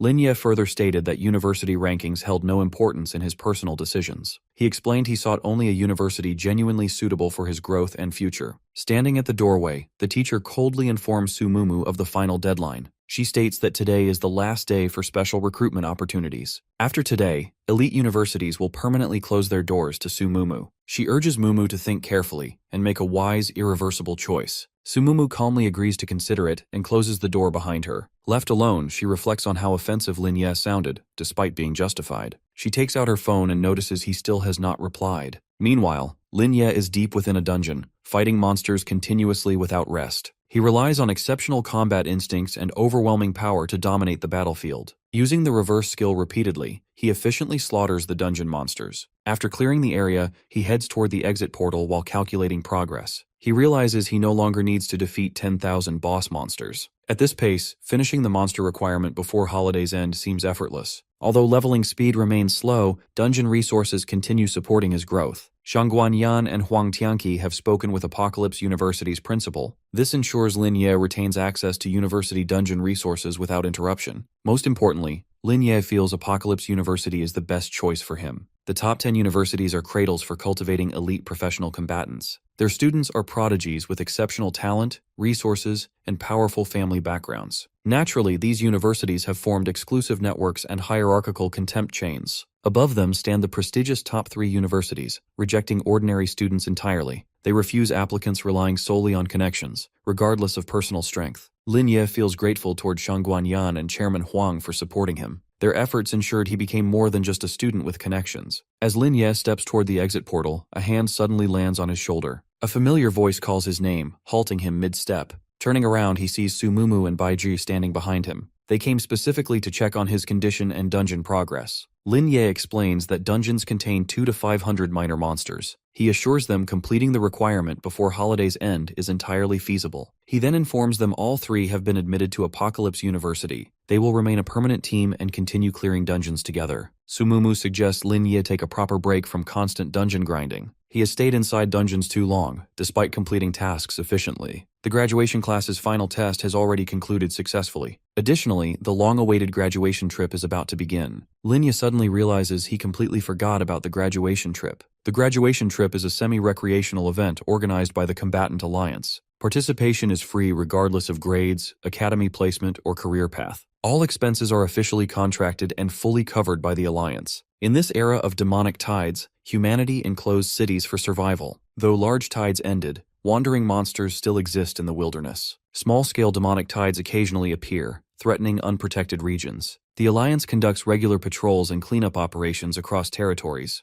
Each city maintains outposts monitoring surrounding wild areas continuously. Outside city regions have evolved into semi-tourist, semi-training zones. These zones aim to strengthen unity and adaptability among humans. After consideration, Lin Ye agrees to participate in the graduation trip. On departure day, the train platform is packed with students and civilians. Students excitedly discuss future plans and compare their achieved grades. Lin Ye notices several people present who clearly are not students. Among them is Shang Guanyan, causing Lin Ye visible confusion. Lin Ye questions why someone like Shang Guanyan is present here. Shang Guanyan explains he is still of eligible age despite leadership status. He wishes to report early to Apocalypse University and familiarize himself. He then casually reveals his intention to join Lin Ye's permanent team. This revelation completely catches the protagonist off guard. Meanwhile, a man hidden in the shadows silently listens to everything.